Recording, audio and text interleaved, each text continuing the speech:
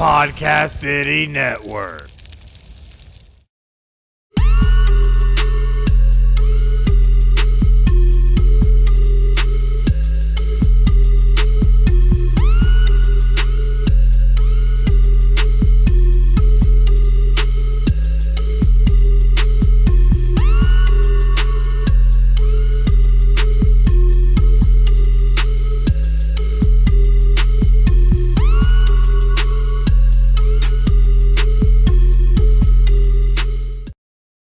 Hey guys, this is Chris of FinalScore, and we are back for another awesome episode. And as always, I have my wonderful co-host Craig. How you doing, bud? Good, man. I'm doing great. I'm really excited. This is a great show. Yeah. We got a great lineup, but it's good to be back. Definitely. Thanks for having me. You haven't got sick of me yet, I see. No. You know, even though we have our differences, like if you go over to the podcastcity.net website and check out our audio madness for the month of March, giving our nod to March Madness. You can actually check out our interview that we did, or sorry, not interview, but a debate that we had concerning the Colin Kaepernick NFL settlement. So you were saying it's been catching some viral traction here. Yeah, it's been getting a little bit of traction. So you better check it out and see what kind of stuff we said, because I'm not gonna lie, it might be our most heated debate yet. Yeah, it was definitely interesting. It was part of an episode that we weren't able to air. So it's really cool that we could actually release it. Yeah, I'm really excited that we were able to and release it in such a fashion, because if you look on the website, they put unreleased audio all over it like it was something special, which it is. So definitely make sure you go over to podcastcity.net and check out the audio. It's a vote, madness. Correct? You got to vote for it? No. It's just they threw them all out. It's just like the craziest episode. I thought I heard it was a contest. Well, you told me it was a contest. Well, I heard they're supposed to roll something else out with it, but okay. Apparently mum's the word. Oh, okay. So be on the lookout for that on podcastcity.net then. That's right. But also see what that is. But also make sure you keep up to date with everything that we're doing here at FinalScore by giving us a like, giving us a follow on social media. Go over to Facebook, search us, /PCN FinalScore. Go over to Twitter, @PCN FinalScore. Make sure you hit that like and that follow button, and check out everything that we got going on and all of our other great episodes that are available. Very active on Twitter. We're very active on Twitter. Yes. So definitely make sure you drop us a line or leave a comment. We're always eager to respond. So definitely make sure you check us out. But you know what, bud? We have a lot of great stuff to cover today, because most of the show is this right here. Oh, this right here, because it's gonna be a little bit of BAM NFL news, because we're in the legal quote unquote tampering period for the NFL right before we switch to the calendar year. I love how the NBA is all like prim and proper about it, and like, oh, it's the moratorium, which is the special name for it's the legal tampering period. Looking at you, LeBron. But so the NFL is just like, you know what? We're just going to call it the legal tampering period. They're not even going to say a special name for it. No. Why go through all the work when you can just call it what it is? Because in years past, there's been plenty of teams that have been busted in this little time period before the new calendar year with trying to get deals set up and all that. And the NFL's like, you know what? If you're going to do it, at least let's just make it a tampering period, and we're going to call it what it is. We know you're tampering around and making deals and getting ready, but you know, why not? The NFL is so competitive these days. It's kind of a necessity. It's great. My favorite part about this is the players all jump on Twitter and recruit each other. You know, it's funny that I love it. We were on earlier today, and Le'Veon Bell had tweeted about all these choices, and I even showed you earlier where Fletcher Cox, who plays for the Philadelphia Eagles, had tweeted about him saying that he'd look good in green. Just come on over, you know, and I love it too, just because they all go wild. And now that social media is such a huge thing. It's great. All the players are recruiting each other across all sports, but NFL, it always heats up right now, and it's great. I love it. Just put it out there. Bryce Harper also, now that he's a resident of Philadelphia, has been also trying to attract some players over. So, you know, let's get on it, Bryce. Quick side note for him. Have you seen or heard his new walk-up song in spring training? I have not. Fresh Prince of Bel-Air. That is the way to do it. Yes, it's awesome. Oh, that is amazing. I absolutely it's great. Love it. But you know what? There was a lot of major transactions that have occurred, well, in principle, over the past week or so. Yeah, nothing is official till the new league year, which would be Wednesday. Yeah, so that will be Wednesday, and once that hits, right there at 12 a.m., if I'm not mistaken. Oh, yeah, right at midnight. Right at midnight, all of these deals can become 100% solidified. So basically, once they're signed. Basically, we're getting no sleep Tuesday night. No, we're not. Wednesday. I'm going to be glued to my phone. Thankfully, I think I have the day off Wednesday, so I'm just going to stay up and pay attention. Sadly, I don't. I have no idea when I'm working, so that's oh, yikes. I'm going to get on that. But we'll have to get on that. at the very top of the list, and I'm sure this is what most are talking about right now, is the Pittsburgh Steelers have finally dealt Antonio Brown, and didn't deal him to just any team. He dealt him to the Oakland Raiders. The Raiders. As the great Chris Berman would say. But what's funny is that AB was so close to becoming a Bill until he, So I've been reading into that since that happened because he immediately tweeted that he called it fake news. And then he immediately deleted that tweet. But, it's the internet and nothing's ever deleted. No. But apparently what happened is the Bills initially wanted to sign him. Right. But they had a shockingly weird feeling that AB did not want to suit up for them. So I wonder what would give them that feeling. Weird. So they actually backed out like within 12 hours and said, you know what? Well, let's not do this. Because they knew he wasn't going to suit up for him. That's so sad, just because that is a franchise that has been downtrodden since their 4 straight Super Bowl appearances, which we know how every single one of those ended. Yeah. So I feel kind of bad for Bills fans right now, because I actually know a Bills fan who got so excited and was ready to tell me. And by the time I actually saw him, he's like, I was really happy to try and tell you that Antonio Brown was coming to Buffalo to play for the Bills. He's like, and then I found out it wasn't happening. I'm like, well, what'd you expect? You're a fan of the Bills. That's true. But there's some mock drafts saying they're going to still get a receiver, which we'll talk about in our mock draft episode coming up. That's right. But yeah, we'll see that they could still get a pretty good receiver. I don't think he'll be on the level of AB, but oh no, definitely not. But they'll still be able to find some talent, especially if you watch any of our last episode with the great depth that is now sitting at receiver. I'm sure they'll find somebody. Yeah, it'll be interesting. But the Raiders did not have to give up. I was predicting at least one, probably either 24 or 27 in the first round, and they only gave up a third and a fifth. And that's really surprising to me, just given the fact that the Steelers were so big on making sure that they got a prime return out of Antonio Brown, and which they rightfully should. He was one of the best receivers for the past, 6 years or so, 5 years. I don't remember how long he's been in the league. He's had 100 catch seasons each of the last, I want to say, 3 or 4 years. 3 years, I think. And he's posted at least 1,000 yards, I think, in all of those. Yes, definitely. So, you look at that type of production, and given the fact that, maybe the Steelers haven't always had all these big-name receivers or a whole bunch of weapons, just because they also have a great ground game. But the thing is that it doesn't matter. In today's NFL, it's still hard to get the top 1,000 yards in a season. Yeah, it's still a pretty good milestone to hit for receivers. But, I mean, he's been at the top of his game the last few years. It'll be interesting to see how him and Derek Carr mesh well together. We'll see if he starts throwing Derek Carr under the bus as quickly as he started throwing Big Ben under the bus this past year. Well, one thing I think that can be said for Derek Carr is that he's a lot younger than Big Ben. So, having that type of youth might be a little bit more helpful, given the fact that Derek Carr does still have a little bit more room to grow. Right. When you look at Big Ben, he's probably degrading at this point. But you look at it, I worry about Antonio Brown going against defenses that are going to double, triple, who knows, quadruple cover him for all I know, just because they don't have a whole lot of other weapons, I feel like, in that Raiders offense anymore. Yeah, but look at the defenses they're playing in division. The Chiefs don't play defense. That's true. They pretty much don't play defense. We saw a lot of evidence of that last year. Yeah, they don't play, and they're switching their defenses this upcoming year, so that'll be interesting to see.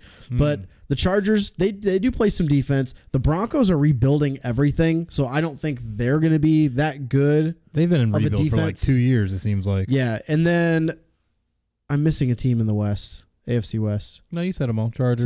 Chargers. Well, Chargers. Chargers, Chiefs, and Broncos. Yeah. Well, the thing is with Chargers, though, the Chargers, their defense started coming on late last season, so I feel they probably will be the strongest of the other teams that the Raiders will have to face, defensively anyways, but you never know exactly what's going to happen, and especially with a lot of the movements that we've seen already, a lot of teams are going to have a little bit different of a look come next season.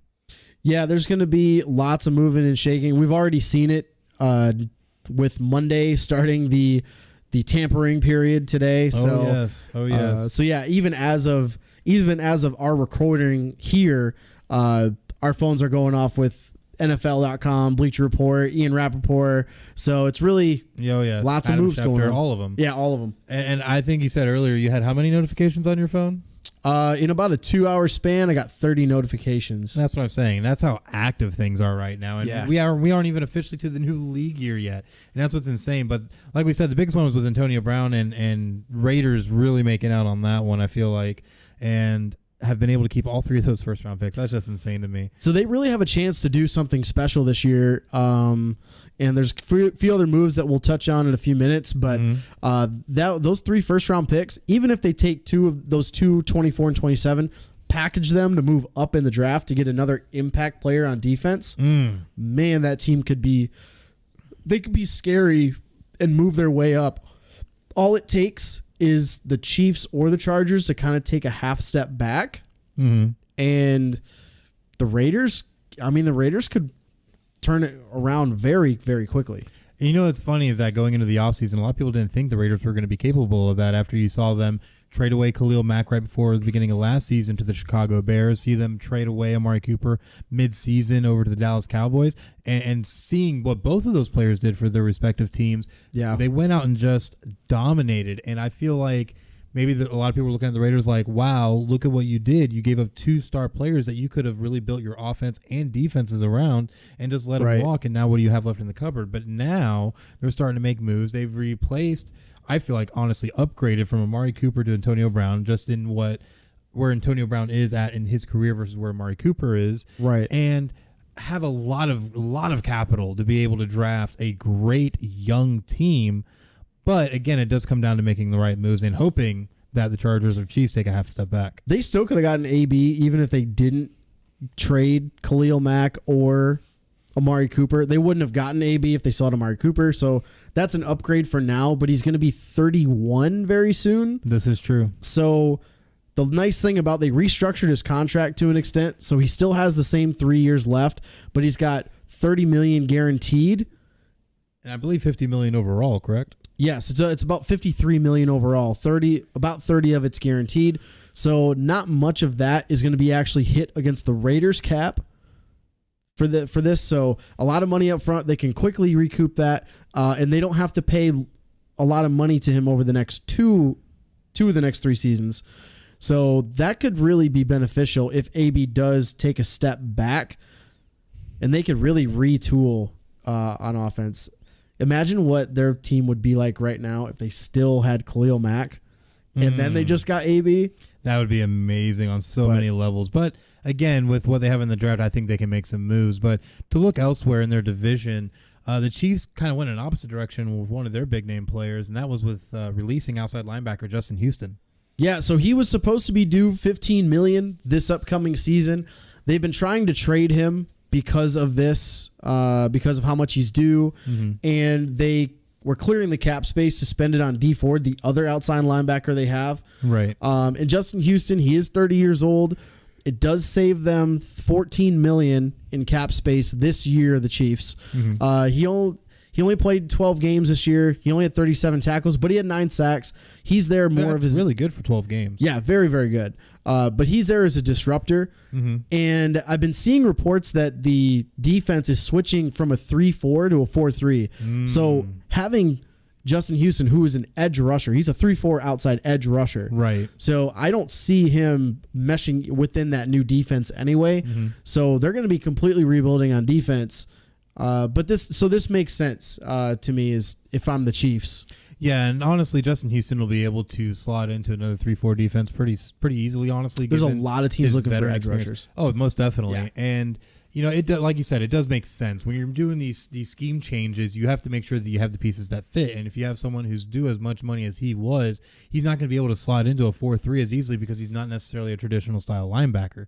So with that, you have to make these kinds of moves. And I think this is actually a really smart move by the Chiefs to be able to free up some money to make some other moves, which we've already heard about a couple. But we've heard about a couple, and we'll talk about those in a second for sure. But switching gears a little bit, though, the Jags have been clearing house, it feels like.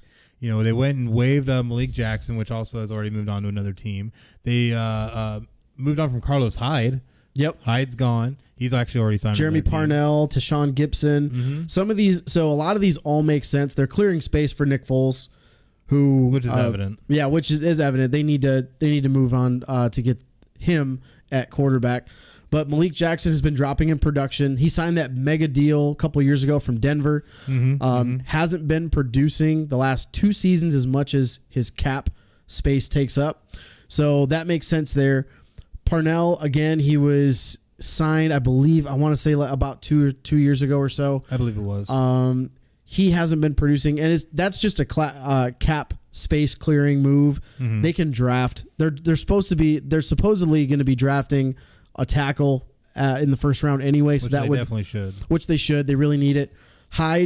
Carlos Hyde was only supposed to be a plug and play for Fournette while he was hurt anyway. And he was terrible. He only had 189 rushing yards and no touchdowns in his time with Jacksonville in 8 appearances. Yeah, he couldn't really mesh on that team for whatever reason.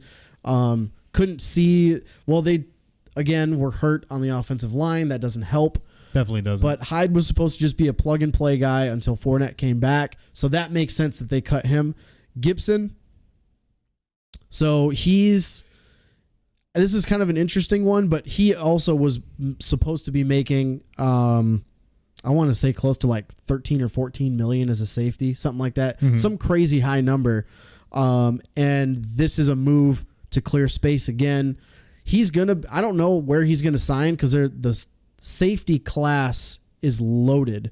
It really is. So there's a potential. I would hope that the Jags have told him, hey, we do want to bring you back, but they bring him back at maybe more guaranteed money, less overall. Right. So like it's basically a 1 year, give him $9 million guaranteed fully and say, hey, come and play for us for another year. And let's take a shot at a title. Yeah, let's take a shot. We'll see what happens. But they definitely cleared a lot of space to make it for Nick Foles. They're all in on Foles. All in Saint on Nick. Foles. All in on Saint Nick. Good old Saint Nick. Hopefully going to bring you a Lombardi. They got another nickname for him in Philadelphia, but I don't know if we're going to... that one's not kid-friendly. No. That one's not family That's oriented. not family friendly. That came from the confines of the darkness known as Philly, but I love that place so much. Fly, Eagles, fly. BDN. Oh, my goodness. What are we going to do with you? You know what we're going to do? We're going to move on and talk about some trades that have happened. How about that? Yeah. So one of the big ones that I think was one of the earliest that was announced that we were trying to talk about not too long ago, and then I had to have a kidney stone. Yeah, was, last week. Yeah, right. Was Baltimore Ravens quarterback Joe Flacco being traded to the Broncos for a 6th-round draft pick. Yeah, this wasn't surprising for the Ravens, but it was very surprising for the Broncos. Absolutely. Lamar Jackson's clearly the guy in Baltimore, so that makes sense. For some reason, I don't know. Actually, no, I know the exact reason why. Elway still gets chance after chance. Ever since, even with Peyton Manning signing, right, he took a chance not knowing it was going to work. That's true. His choice of QBs since then have been atrocious. And that's being nice. Any other president of football operations would have been fired a year or two ago. But it's John Elway. He's like the savior of Denver. They also lured him into the front office by giving him shares of the team. So he's technically a part owner. That he is. So just not majority. The Bolins love him so much. Well, he brought them their first Super Bowl. He did. And their second. And their second Super Bowl. Just a year after that. Yeah, back to back. But his picks at quarterback have been awful. That's the nicest way I can say it. It really is. I mean, look at the track record even for the last season. You had Paxton Lynch, Trevor Siemian. Gross. That's what I'm saying. It's just what do you Case really Keenum. Case Keenum. Oh, that was a horrible move. Trying to capture lightning in a bottle just because he had great success with Minnesota as a backup himself. Yep. And they played dearly for that. But they only gave up a 6th-rounder. So, honestly, that's going to be a guy that may or may not make your football team anyway.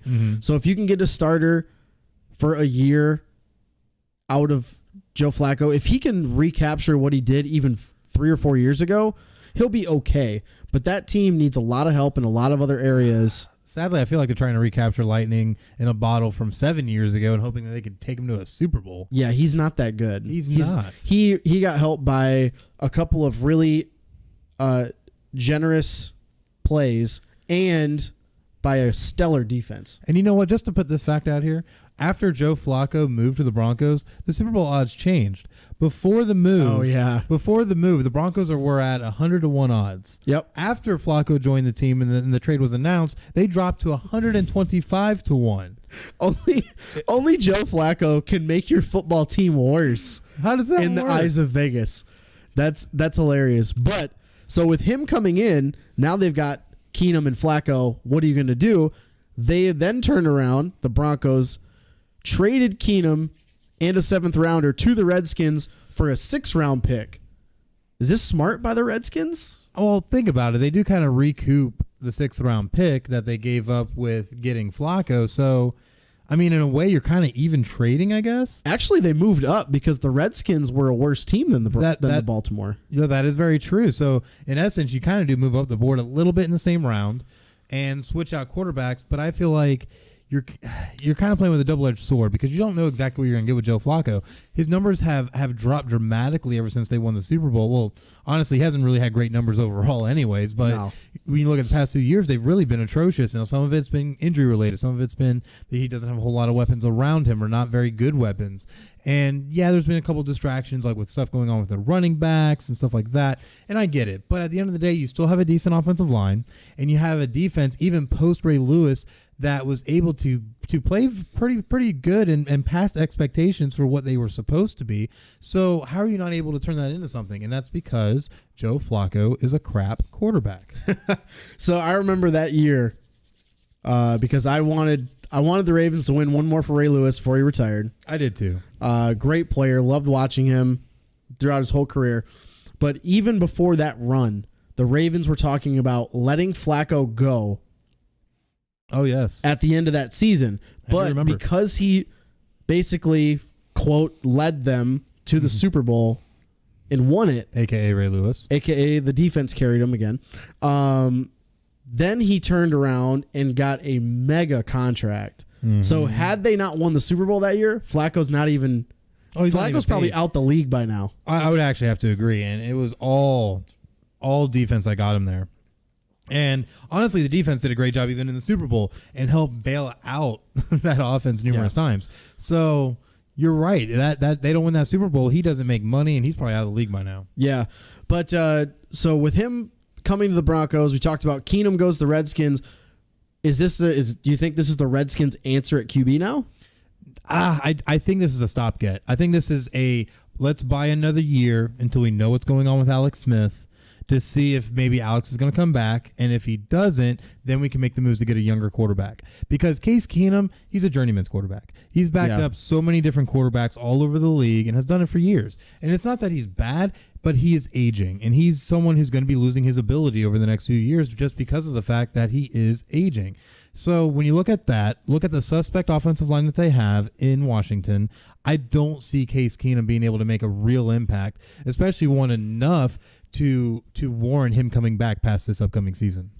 Yeah, I was thinking that they were going to draft a quarterback this year. They might still. At 15. They still could. But yeah, definitely it's going to hinge on Alex Smith. If he can actually play again, like you said, it'll be really interesting. But Case Keenum, so I was listening to Wingo and Golick. Oh, good old Wingo. Listening to Wingo and Golick. This was right when the news broke. I think it was last Thursday or Friday or something like that.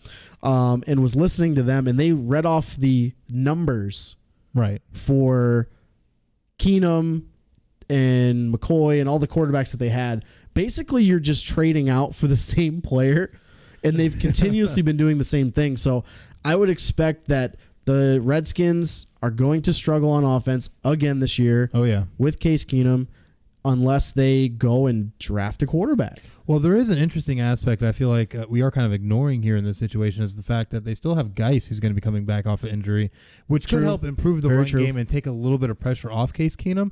But given the fact that Case Keenum doesn't really have anybody to throw to anyways, outside of their tight ends, I don't see them really doing much in the passing game. Can you name any receivers on the Redskins? The last one I even remember playing for the Redskins was Pierre Garçon, and he went to the 49ers and has already been released. Yeah, the only one I can remember was Jamison Crowder? Yeah, Jamison Crowder, who's also not there. Who also is not there. He played... This is funny because I thought he was still there, but apparently he played this last year with the Minnesota Vikings. Yes, I didn't even know that. Now he's in free agency and just signed a deal with the Jets. So, I can't name a Redskins receiver. I can't either, and I think unless they make some moves and try and pick up some receivers that are moving around the league right now or in the draft, they're going to be in for an extremely tough year because you don't have a guarantee that Geis is going to be 100%. You don't have a guarantee that Adrian Peterson is going to be coming back because he's currently a free agent. He still is, yep. So with that, he still wants to play, though. He still wants to play, and I think AP could be a great contributor somewhere. But if Washington is smart, they'll try and bring him back just in case and have him split times with Geis. Split snaps with Geis until Geis is 100%, and still try and take as much pressure as you can off of Case Keenum. Otherwise, Case Keenum's going to be running for his life. Yeah, apologies if there's any Redskins fans that tune in, just because I'm unapologetic. Your team is failing you. Yeah, this is bad.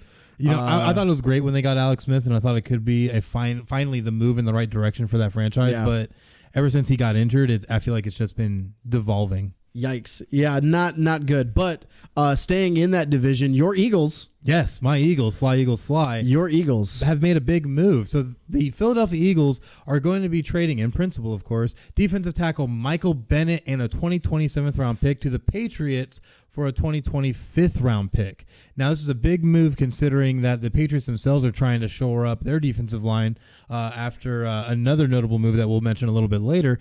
But Michael Bennett was scheduled to earn $6.2 million in 2019 with a $1 million roster bonus, and was asking the Eagles for a raise when the Eagles were trying to approach him about taking a pay cut. That way they can afford everything else that they need on their roster.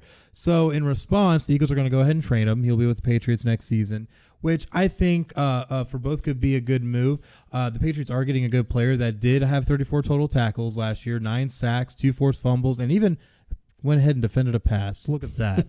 So they aren't getting a bad player, but they are getting a player that is aging. He's already 34 years old. Yep. And he has a large frame. He's 6'4", 274. So he's a big guy with a lot of wear. So I kind of wonder what he can bring to the Patriots.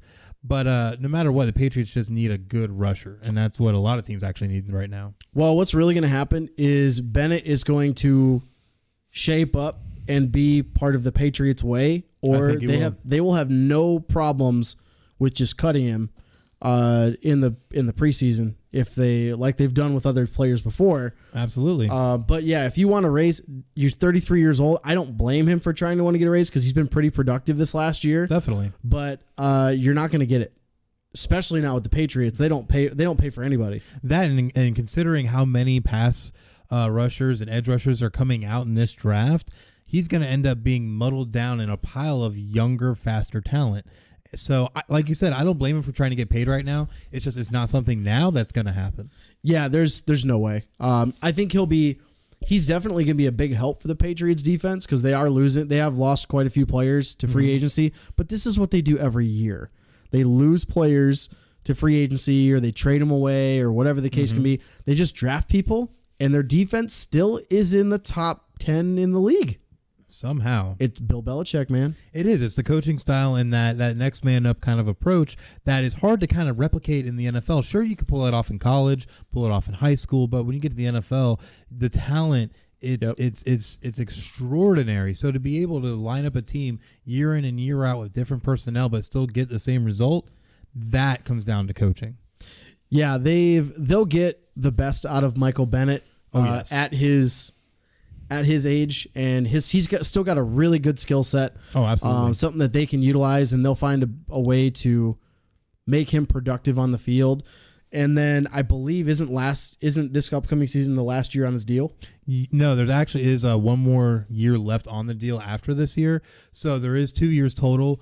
Now, whether the Patriots want to kind of keep him after that, I think is really going to be dependent upon his level of play and what he brings to the table this upcoming season. But yeah, I have a feeling Michael Bennett, like you said, I think he's going to shape up to the Patriot way. I think he's going to fall right in line. He's going to do what's necessary to be able to be successful. Yeah, I would hope so, especially he's such a talented player. He's been a talented player for years. So, you know what else he has a talent for, though? Always appearing to be the man with the smallest shoulder pads on. He does, man. I don't know what it is. It's like he goes out and says, hey, give me some punter pads. Yeah, he has the smallest shoulder pads I've ever seen. of any player. But I mean, when you're built like that, he's like the Hulk, man. It's like things just bounce off him. It doesn't even puncture his skin. That is true. That does make him a big, tough man. But you know what's the opposite of that? And that is speed. And you know who has a lot of speed? Bucks wide receiver Deshaun Jackson. The Eagles got him now. The Eagles got him now, baby. And that's right. Deshaun Jackson will be returning home to the Philadelphia Eagles, the city that drafted him, for a 6th-round draft pick. And I'm actually really excited about this. I feel like the Philadelphia Eagles have been lacking a speedy deep threat. Alshon Jeffrey's great, and I think he has more speed than you like to give him credit for. But at the end of the day, you do make a valid point to me earlier, was the fact that he is a possession receiver, and he is. He has great hands. But now Deshaun Jackson gives them that vertical threat, that home run hitter. Do you really think this is a good move? I think this is a steal by the Eagles, just because they only have to give up a 6th-round pick. They got a 7th in return, but this is exactly what they need. Now if they could just continue to add depth at a running back, yes, and then their offense is going to be scary. We were joking about this earlier this afternoon that Deshaun Jackson might be one of the only Eagles that could actually run underneath a Carson Wentz overthrow. That is true, because Alshon Jeffrey isn't fast enough. Nelson Aguilar's still young, so Deshaun Jackson might be just the one guy to be able to do it. He might. I mean, he did it with Michael Vick, and Yeah, he's going to be a great weapon. It'll be interesting to see how they utilize him, because he's we talked about this too. He's always been a swing for the fences. He's a home run guy. Right. He's a guy that's going to either feast or famine. He's going to get a couple hundred. He's going to get 150 yards receiving and 2 touchdowns, or he's going to get like 2 catches for 40 yards. Well, here's an interesting question though. Who ends up taking up the punt return duties for the Eagles? Do we stick with Darren Sproles, or do we switch it back to Deshaun Jackson, who gave us the new Meadowlands miracle? Why don't we go back to the old school way years ago when you had 2 punt returners back there? Oh, man. And go back to that and then figure it out. Be like, all right, just run that fake handoff every single time. Yes. And then one of the two's got to have it. Pick your poison. Good luck. Good luck, NFC East. Yes, good luck indeed, because I think the Eagles are going to be making a trip back to the Super Bowl with this kind of combination. Yikes. If it works out the way it should. I don't know about that, but well, you know me, fly Eagles fly, baby. But of course. But in other realms, a little bit more on the AFC side is that the Browns guard Kevin Zeitler has been traded to a fellow NFCer in the East, the New York Giants, for linebacker Olivier Vernon. This is a great trade. This is an amazing trade. I love this trade for both. So we were watching for both teams. Yeah, for both teams. We're watching some feedback from NFL players about this deal. Zeitler is a very good offensive lineman. Very, very good offensive lineman.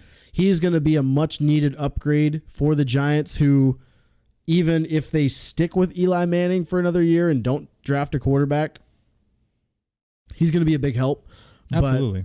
But on the other side, the Browns pass rush just got scary. Yes. Very, very scary. The Browns defense just got scary. And that's so crazy to say that the Browns defense is scary, but the Browns really are trying to make the moves to become a better team, and that's what's amazing about it, is that the Browns are doing it right for once. So it kind of blows my mind to say that, you know what?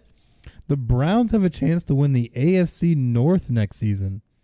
Whoever thought I would utter those words? Those words being uttered is weird. Crazy. Yeah. Those words being uttered is definitely crazy. But, hey, crazier things have happened. The Browns have a chance, especially with the Pittsburgh Steelers basically losing most of their offensive talent. That is true. From skill positions, that is. They did make a couple of good moves last week in re-signing some players they needed. But, I mean, I wouldn't be surprised if the Steelers are dropped down a little bit. The Ravens are going to take a step back, losing all the players they might be losing this offseason. Mm-hmm. And the Bengals are the Bengals, so they're always good at either finding talent to waste or talent that's going to get arrested. Yeah, but they're going to be in a rebuild mode because their new coach. So they're in a rebuild mode. The Ravens, they're They're going to be contending, kind of. It depends on how their defense Honestly, is. I'm going to call it now. I think it comes down to the Ravens and the Browns. I wouldn't be surprised. But I still think the Browns take it. So would you go for a bold prediction and make an announcement here on Final Score? I think I'm going to make a bold prediction right now, and you heard it here first, ladies and gentlemen, on Final Score. And I'm going to say the Browns are going to win the AFC North. And not only are they going to win the AFC North, they're going to do it at either 10-6 or 11-5. I was just thinking they could go 10-6. They really could. They could. Well, hey, you heard it. You heard it here first. 10-6 could be a possibility, but yeah, that defense is going to be scary. And what's crazy is that we still haven't gotten to the new NFL calendar year. So there's a lot more moves that could be done. And that's what's so crazy. And the draft. We were talking about how much cap space each team. I think the Browns were at the top of the top 10, well, I think. You know what? It's funny that you mentioned that because I have it right here. So let's look at this NFL cap situations that we have right now. The Browns, they're near the top. They're at $68 million. God, they could still go out and get some players for free agency. They got the draft coming up. That's scary. If the Browns make the correct moves and get what they actually need and who's actually going to be a great contributor on offense and defense, the Browns could really run away and maybe even, oh my gosh, I can't believe I'm going to say this, make a run in playoffs. Slow your roll. I'm not going to slow that roll. You know why? Slow your roll. Because I'm feeling that Baker Mayfield swag in me. All right, Ric Flair, calm down. But yeah, they can make a run. I know we're going to come back to this NFL cap situation a little bit later on. Most definitely will. But the last trade that we do want to talk about before we move on to all the free agency signings is the Raiders trading Kalichi Osemele. Is that how you say that? Osemele. See, and you say I'm bad with the NBA names. Hey, we to each their own. You know, we can't all be as great and amazing as you, right? This is very true, and I thank you for recognizing that. Don't worry, I'm gonna hit you with that NBA names pop quiz soon. I dread the day, but it's okay. Yeah, you're gonna fail horribly. Someone's gonna rhyme all the time. So they trade Kalichi Osemele, right? Osemele. I say it wrong all the time. Osemele in a 6th rounder to the Jets for a 5th round pick. So the Jets get some O-line help that they desperately need. And they are also near the top in cap space. So we'll see what happens. 2 years left on the deal for Osemele. Due $10 million in 2019, just over $11 million in 2020. None of it's guaranteed. He did miss 5 games this past season with knee and toe injuries, but he's 29 years old. So if they even keep him on the field for a majority of the season, that's going to help Sam Darnold quite a bit. Well, last season that'll be great. And now they can go in a different direction in the draft and help out that defense. Most definitely. And the big thing, too, is that with those 5 games he missed, those were some of the first games he had missed in his career. So he'd been pretty healthy up to that point. And the 296 that he's listed at, the Raiders had him actually listed at 330 pounds during the season. He recently released an Instagram video of him showing that he's willing to put the work in and that he's going to do what's necessary, and showed him stepping onto a scale that tipped at 296.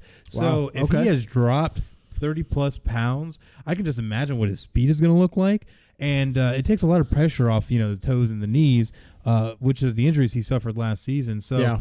I feel, they really might get a little bit of a steal here because, like you said, none of this money's guaranteed. So if he doesn't perform, it doesn't cost them anything to cut him. So that's another thing to look at as well. So this could work out very well, not only for Kalichi Osemele, but for the Jets as well. Yeah, like I said, this is a win-win for the Jets because this is a win for the Jets and a win for the Raiders. The Jets get much-needed offensive line help. The Raiders, again, another draft pick in the 5th round. So this usually is going to be around the time where you're going to see guys that are going to be a little bit of projects maybe in the draft. But I gave a lot of crap to Gruden over this first year, but as soon as you and the fan base, as soon as I saw Mike Mayock on there, in Mayock I trust. For real, like he's one of the people that outside of when you're talking about Schefter and Rappaport. But when it comes to the draft, it's Mayock, Kuiper, and I forget the third one. Who's the guy? You can't remember. Can't remember. But you know what? I do believe you with the Mayock. Mayock is great. He really is. He's really good at judging and evaluating talent. So I trust Mayock in helping turn the Raiders around. Yes, and I think the Raiders now are starting to look like a team on the cusp of possibly being able to actually do something after the dismal season they had last season. So I'm kind of interested to see what other moves they make once we switch to this new calendar year, and of course we get through the NFL draft. Yeah, definitely. And so we're talking about the Raiders and some of the other moves that they made. So switching gears to that free agency, they also picked up a left tackle, Trent Brown, who was with the Patriots. One of the biggest offensive linemen. He's actually the heaviest offensive lineman in the NFL. Yes, he is. 6'8", 380. This dude's a beast. And what's crazy is he's only 25 years old. So young. 4-year deal, $66 million, $36.75 million guaranteed. So he's going to average about $16 million a year. Highest paid tackle in the NFL now. But he does offer flexibility to play both sides of the offensive line because they have Colton Miller, right, who they just drafted. He's going into, I think, his second or third year. Gruden was saying a few days ago that Colton Miller could be a cornerstone for them on the line. So this could be a thing where they help him develop on the right-hand side of the line, or maybe they switch Trent Brown to the right side and let Colton play left.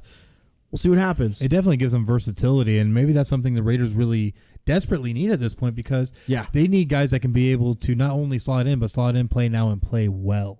Yeah, and I think this helps big time in that area. So they have a guy now that can protect Derek Carr's blind side, maybe help him get the ball down the field to Antonio Brown now. Oh, yeah, that's going to be a big one too. So that'll be interesting to see. So the Raiders, definitely a big splash there, but Trent Brown being an ex-Patriot, talk about some other ex-Patriots that were signed all by my Detroit Lions. Yeah, they got a little slap happy with the former Patriots, it seemed like. So Bobby Quinn and Patricia are all in on Patriots players. This has been kind of their MO, is they will bring in guys that have been through the Patriots system, whether it's guys that were on the practice squad through preseason, whatever. They signed Danny Amendola, Coleman, they're the slot cornerback, and Trey Flowers, which is the huge one for this one. Oh, that was a huge one. Trey Flowers, I believe, was the number 3 player on the top 100 NFL free agent list by NFL.com. So those 3 are big. Coleman actually now becomes the highest paid slot corner in the league.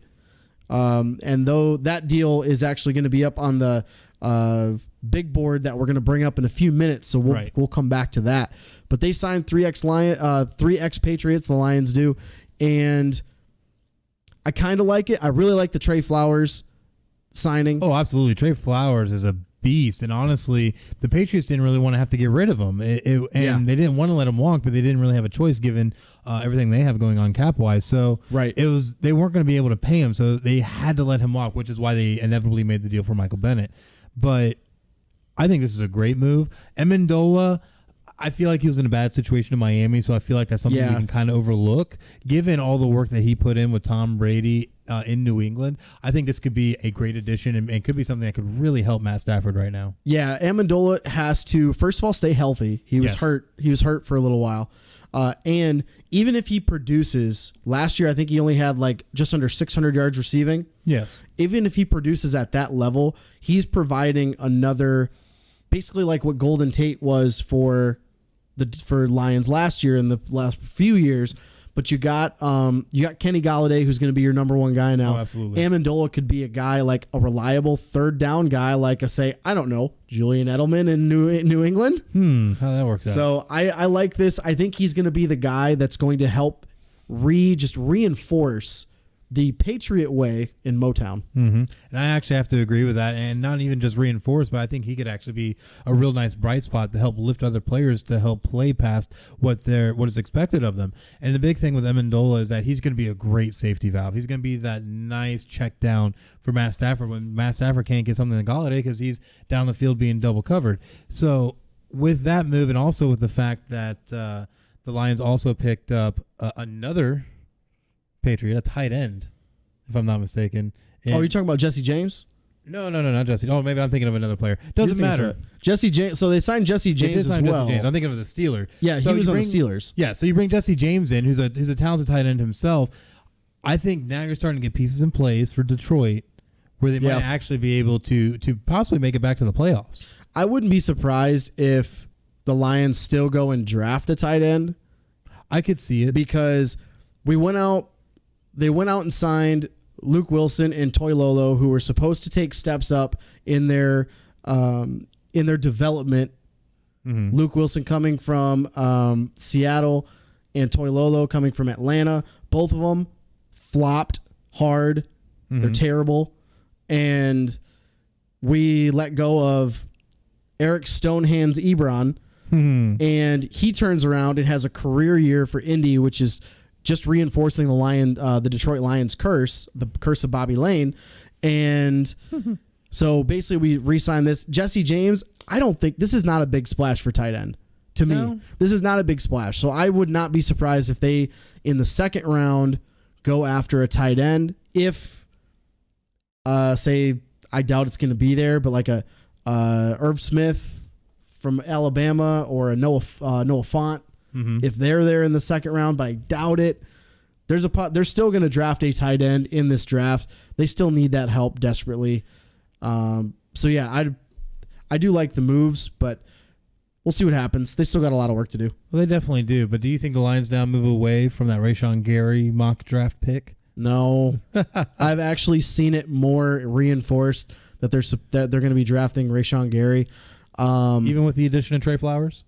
Yeah, we need edge rush help bad, like really bad. Ziggy Ansah is one of the top players for edge rushers in this upcoming free agency period, but he can't stay healthy.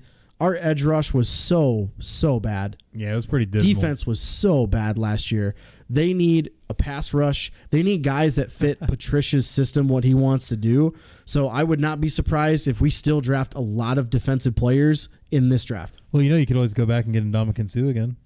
If he's willing to come back on a veteran deal, like nothing too crazy, but you know how he likes his money, so I doubt it. I would love to see him back in a Lions uniform.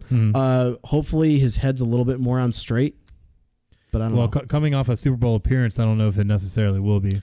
We'll see what happens. But other D-tackle news, we're talking about the Jags let go of Malik Jackson. He has been picked up by your Philadelphia Eagles. So crazy that how things work out like that. And honestly, we needed the help because we didn't pick up the option on Tim Jernigan's on his contract, which was an $11 million 2019 option. But we didn't pick it up. And we also traded Michael Bennett. So that left a nice big hole right there next to Fletcher Cox. And what better way to fill it than with Malik Jackson? Now, in 2017, he did only have 8 sacks and 4 forced fumbles, which was great because that ended up leading to a Pro Bowl year. But last year, he kind of had a down year, ended up being downgraded from starter to basically just a third down rusher. So he's trying to have a bounce back year, but what better way than to join what's been a pretty vaunted Eagles defense for the past few years and be able to play alongside in the interior of Fletcher Cox and really make some noise. And he better make some noise, especially since we're paying him 3 years, $30 million. So better make some noise. Yeah, $10 million a year still for him. Yeah, he did have the Pro Bowl in 2017 with 8 sacks, but he hasn't even matched that sack total in totality of the last 2 years. Or I'm sorry, last year. Yeah. Didn't even get close to that. I think he only had like 3 sacks maybe. I think it's 3 or 4. I can't remember exactly. Yeah, I want to say 3. But he was very just, it seemed playing down, just not being able to get up the field and be able to get to the quarterback, not being able to always contain the holes and be able to meet the rushers at the line of scrimmage. It just seemed like an off year. But honestly, when you look at 2018 for the Jacksonville Jaguars defense as a whole, they were put in a lot of bad positions because of that Jags offense and Blake Bortles. So, I can't put it all on him in that defense. I agree. So I think that Malik Jackson will be able to have a good bounce back year with the Eagles. But again, we'll just have to wait and see.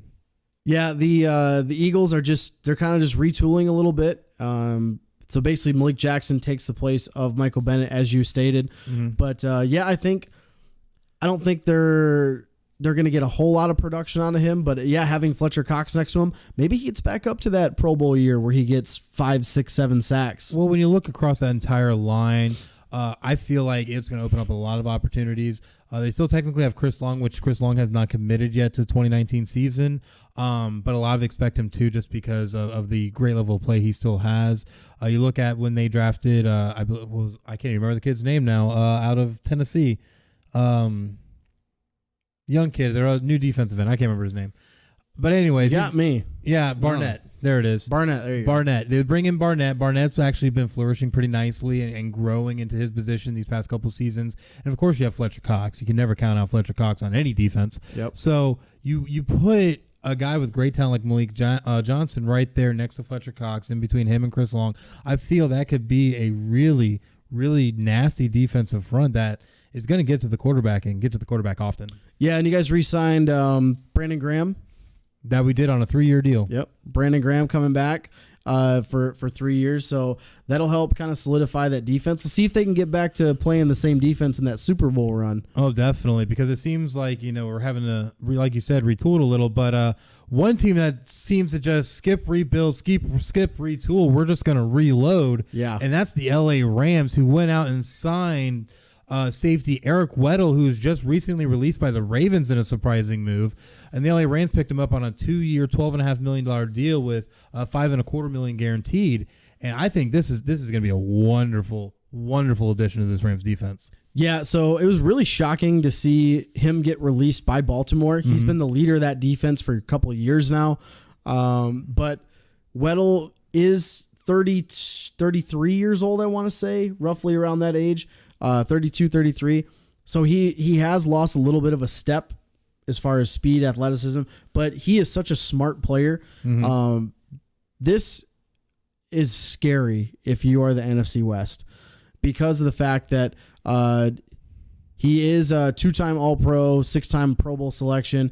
He is the heart and soul of a defense that he's on. So absolutely, I think depending on what their other moves are this offseason, I think the Rams, like you said, they're just reloading. They don't even care about getting rid of some players and letting players like Sue walk and things like that. Oh, yeah, they got Weddle. I think that was kind of surprising and out of left field for the Rams to go get him. Yeah, I was kind of surprised given the kind of depth they already have. And it just seems they just keep going out and just getting people. What was it last season? It was Aqib Talib and all this. And it's just they keep just adding talent, and it's just amazing to see what they've done. Yeah, and they're doing it in a smart way. They're not overspending for players, and that's what's great. They're in the top half of the league of remaining cap space, which we'll talk. Which again, we're going to talk about that cap space in a second here, but they're doing it in a smart way. They can still have a lot of money to go out and get other players to help shore up their weaknesses. Well, that, and I think they could draft too to be able to handle other holes that they might have, which is not many when you really look at it. Obviously, like you said, Ndamukong Suh walked, so you might have to fill that need. But with the amount of defensive line help coming out, you're not going to have to worry about that. The great thing about this too is that if you only sign him to a 2-year deal, you could either this year or next year, like you said, the defensive side of the ball is so deep, they could draft a safety in like the, 3rd or 4th round and let him learn under Eric Weddle. That just sounds scary. Dangerous. How scary would that be? Because when you look at Eric Weddle, he's a 12-year vet. He's a 2-time All-Pro, 6-time Pro Bowl selection. The guy knows his football. So having a guy like that could be not only a leader, but like you said, could end up being the teacher for another safety that'll come in the league. That just sounds scary. Yeah, he was a leader in the locker room for sure in Baltimore. So hopefully he'll be able to be a leader alongside Aaron Donald in LA. So that way, you can kind of help with the personalities of the Aqib Talibs and the Marcus Peters of the world. So, but yeah, that's pretty big. So he's one of the big names that have already jumped off the board. But we were looking at the big board for the NFL.com. Yep. 101 top free agents. Based on who's there, what names jump out at you? Well, when I'm looking down this list, you still see obviously the top of the list with guys like Le'Veon Bell and Earl Thomas and C.J. Mosley still sitting there, which if you do look at some of this list, there were some notable signings right before we went to air, including Anthony Barr to the New York Jets. Kareem Jackson got picked up by Denver on a 3-year deal. So as you see, this is an ever-evolving list, which I'm sure there might have been. We haven't seen anything from anybody yet. Yeah, so as of 20 minutes ago, right about when we started recording, Juwan James, who's on the first column down there at the bottom. Oh, yes. He's a former Dolphins tackle. He signed a 4-year, $52 million deal, $32 million guaranteed with the Denver Broncos. Wow, so that fills a huge hole for them. Fills a huge hole because they drafted Garrett Bowles a few years ago, who has not surprisingly struggled. Mm-hmm. Kind of a reach when they picked him up out of Utah, but so that's going to shore up a little bit of their offensive line help. Mm-hmm. So yeah, that's the newest one set that's not already on there since we have gone to air. But the other big names that are on here, obviously Le'Veon Bell. Everyone's wondering where he's going to go. Just kind of looking around, seeing some rumors. I would say Earl Thomas has been linked to the Dallas Cowboys basically all year. Mm-hmm. I heard a slight rumbling that Mark Ingram, who's a native of Flint, Michigan, might be heading to Detroit potentially. That would be crazy. That would be awesome for the Lions. Have him as a combo with Kerryon Johnson would be huge there.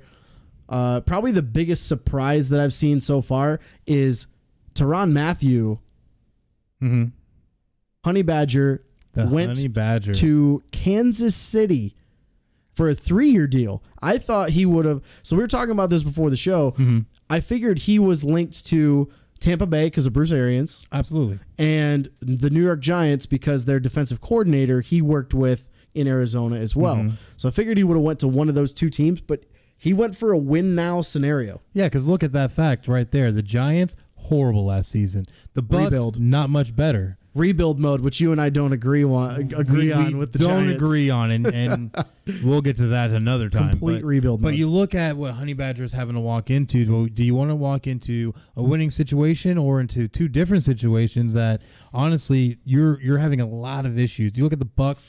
They're having issues at quarterback. No cap space. The defense is not what it was expected to be, and they've just been having issues. Hell, they couldn't even get a kicker going.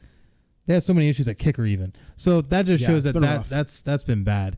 You look at the Giants, and they have a great running game, but that's about it. You have nothing else really that the Giants are going to have that are going to really help them. And sure, Landon Collins walked, but which he ended up signing a deal with the Washington Redskins. But at the end of the day, there's nothing there for Honey Badger to want to go be a part of. So why not go to a team that not only made it all the way to the NFC Championship game, but is expected to make yet another run, not only at the AFC Championship game, but at the Super Bowl next season.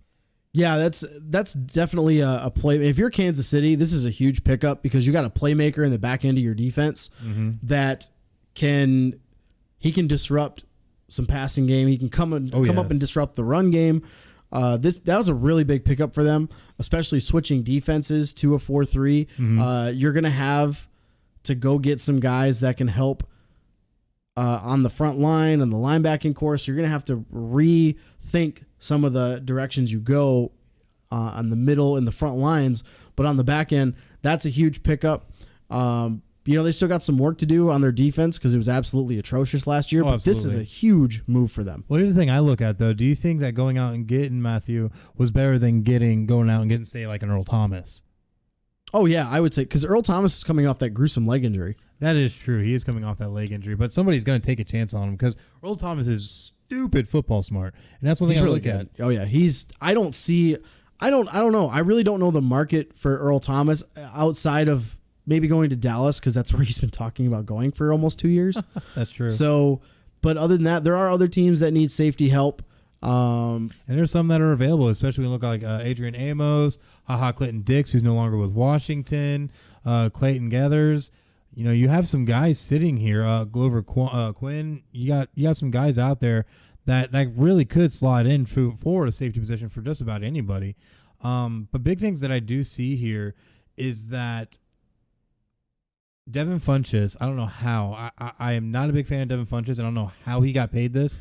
But Funchess did get a 1-year deal with the Indianapolis Colts, which was, I think, the only signing they've had so far, which we'll touch on more later. So far. But he got 1 year, $13 million. How did you trick that franchise into giving you $13 million? He's a red zone threat. That's the big reason why they got him. So they already have T.Y. Hilton. They have other guys at receiver that do the things that they want to do, but they went and got him as a red zone threat. He's not going to go – his career year, he only had 800 yards and roughly 10 touchdowns, and that was 2 years ago. Last year, he didn't do a whole lot. I think he only had 500-some yards. 550.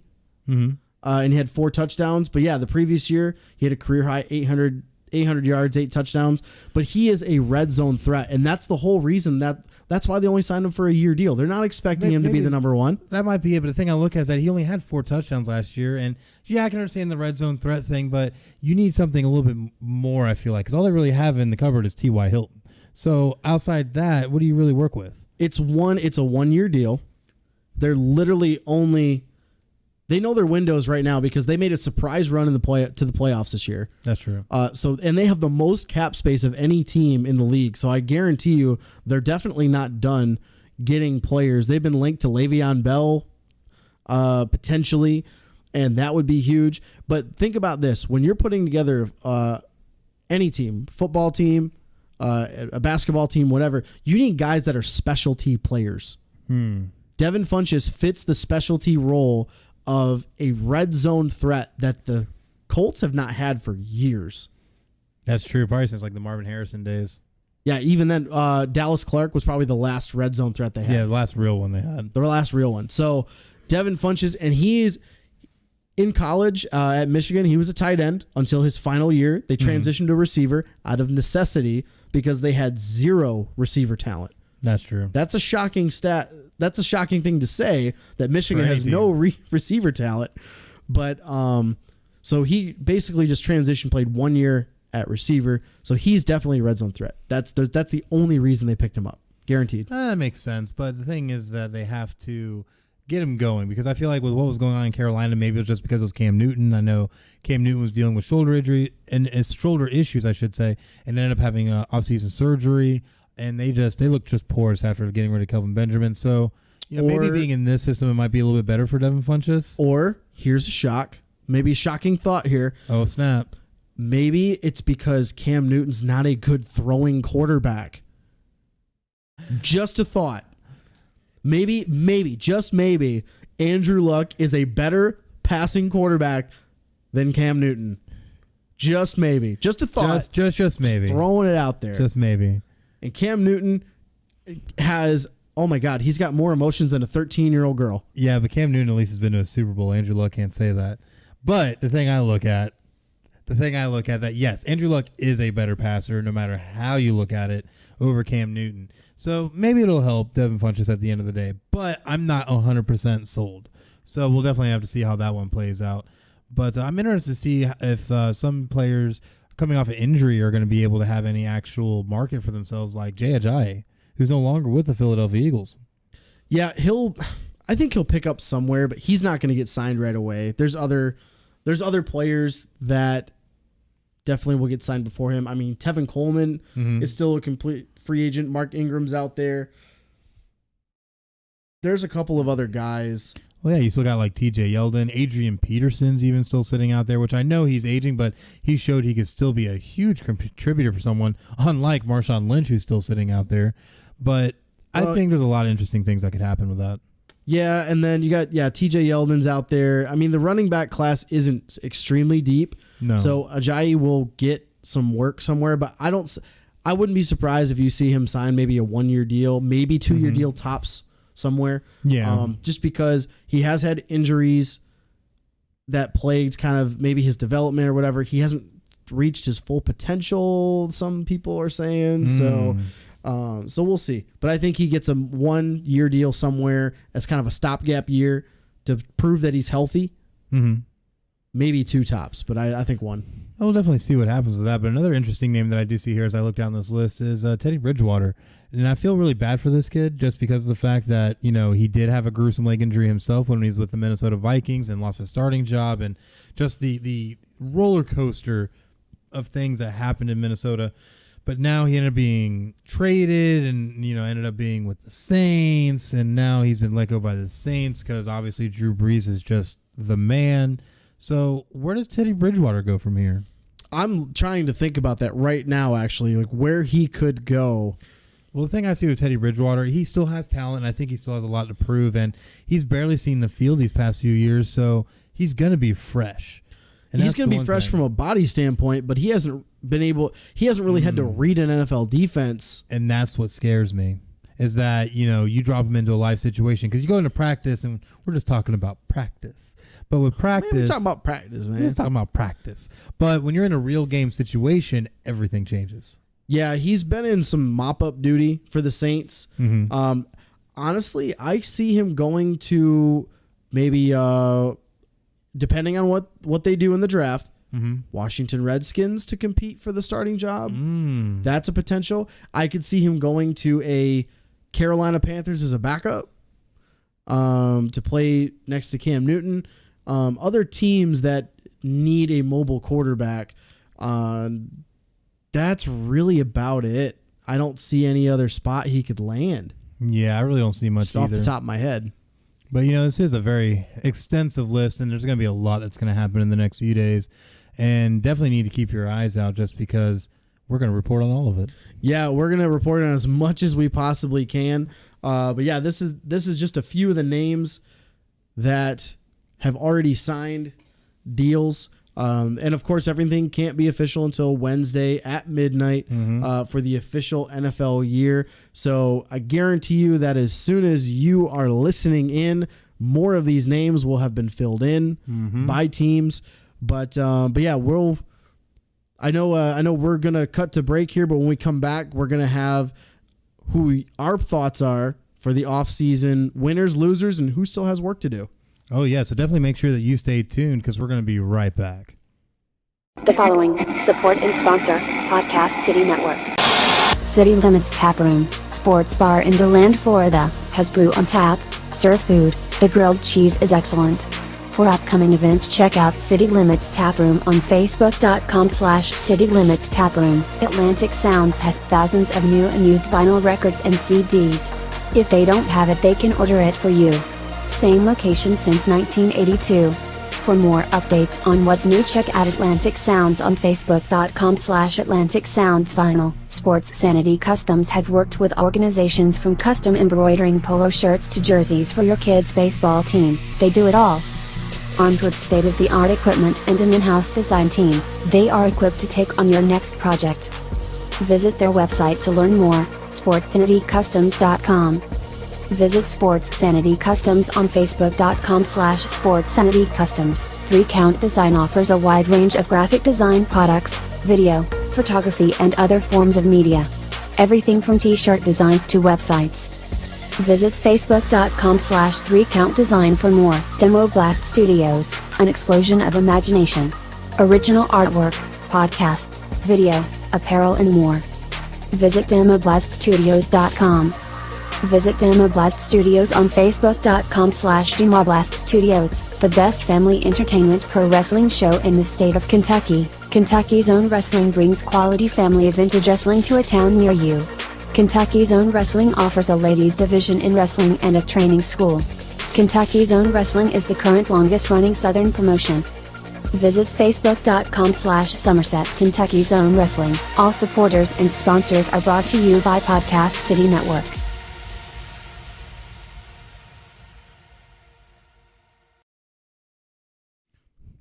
And we are back here on Podcast City Network's first sportscast, Final Score. I'm Chris, and I'm here with Craig, and we definitely got to talk about some off-season winners, losers, and work to do for the NFL. Yeah, so the biggest one that we're going to fall under the still have work to do category, you're going to have the Indianapolis Colts. We just talked about them, and they just picked up Devin Funchess as of our broadcast. But they have the most cap space of any team. They have $103 million left to go, so they really need to make some splashes here. They made that run to the playoffs we talked about before the break, and they really need to make some moves, get a running back, shore up their offensive line. They need defensive help bad, but I know Jim Irsay doesn't really care about that. He just wants butts and seats. So I think they have a lot of work to do, but again, most cap space, they could go out and get just about anybody, really. I mean, they have the capability, but my worry is execution. Because like you said, Jim Irsay is worried about putting butts in seats rather than having a competitive team on the field anymore, it seems like. So it's very hard to kind of sit here and really think about what they're going to do, because I never know what they're going to do anymore. Because, yes, like you said, they need line help. They need running backs. They definitely need defense. And I feel that is really hurting them at this point, just because of the fact that you don't have a defense. So how are you going to stop a team if they're going to score on you? Yeah, and it's they've been okay getting away with it because the AFC South, the Jags offense, horrible. The Texans have been hit or miss, whether Deshaun Watson's healthy or not. And they're still young. Yeah, and they're still very, very young. Outside of Andre Hopkins. And then, DeAndre Hopkins, of course. Yes. But and then the Tennessee Titans struggle on offense, quarterback issues. There's another place Teddy Bridgewater could go. Tennessee. There you go. Tennessee. There you go. Mariota, you don't know what's going on with his hand. He's got hand issues, shoulder issues, but they've got a ton of cap space that they can go over. Having $101 million, so I think they have a lot of work to do. The other one we talked about earlier, the Lions have signed 3 expatriates. They still have roughly that $39 million. It's probably going to drop down to about, I'd say 20, 29, 30 million there. But they still could do some room there with a lot of work to do. And kind of work to do, but also winners. We do have some actual winners, believe it or not. Just because when you actually look down the list, obviously the first one that pops out is the Raiders. Yeah, the Raiders. They still have a lot of work to do. Actually, both of the teams that we have down here as winners most definitely all still have work to do. But the Raiders, they acquired Antonio Brown. They got Trent Brown. They just signed safety LaMarcus Joyner, who is this dude at safety flies around the field. Yeah, you want to talk about quick. Yeah. And hard hitting, LaMarcus Joyner is that guy. But through it all these moves and all the acquisitions they've made, they still have 3 first-round picks. Yeah, man, that's scary. The fact they didn't have to give up any first-round picks to get Antonio Brown, and they could still go out and make a big splash in the first round of the NFL draft in April. And it absolutely blows my mind, because you know what I think is going to happen? I think they're going to go out and they're going to make a big splash, and they're going to get the pieces they need to turn this into a much more complete team. Yeah, they've been projected to get edge rusher, a potential edge rusher, Josh Allen, if he's available at 4, and then 24 and 27. When you see those 2 picks that close together, I would not be surprised if they package those and trade them up. They see a guy at like 15, anywhere in the 15 to 18 range. Honestly, I don't even think you'd have to package them to move up that high. And I think that's what blows my mind is you could easily probably give away that 23 with like a 3rd rounder, and boom, now you got 15. Maybe. And that's what I look at, is that no matter how you look at it, the Raiders are gonna get players. And they still love their speed.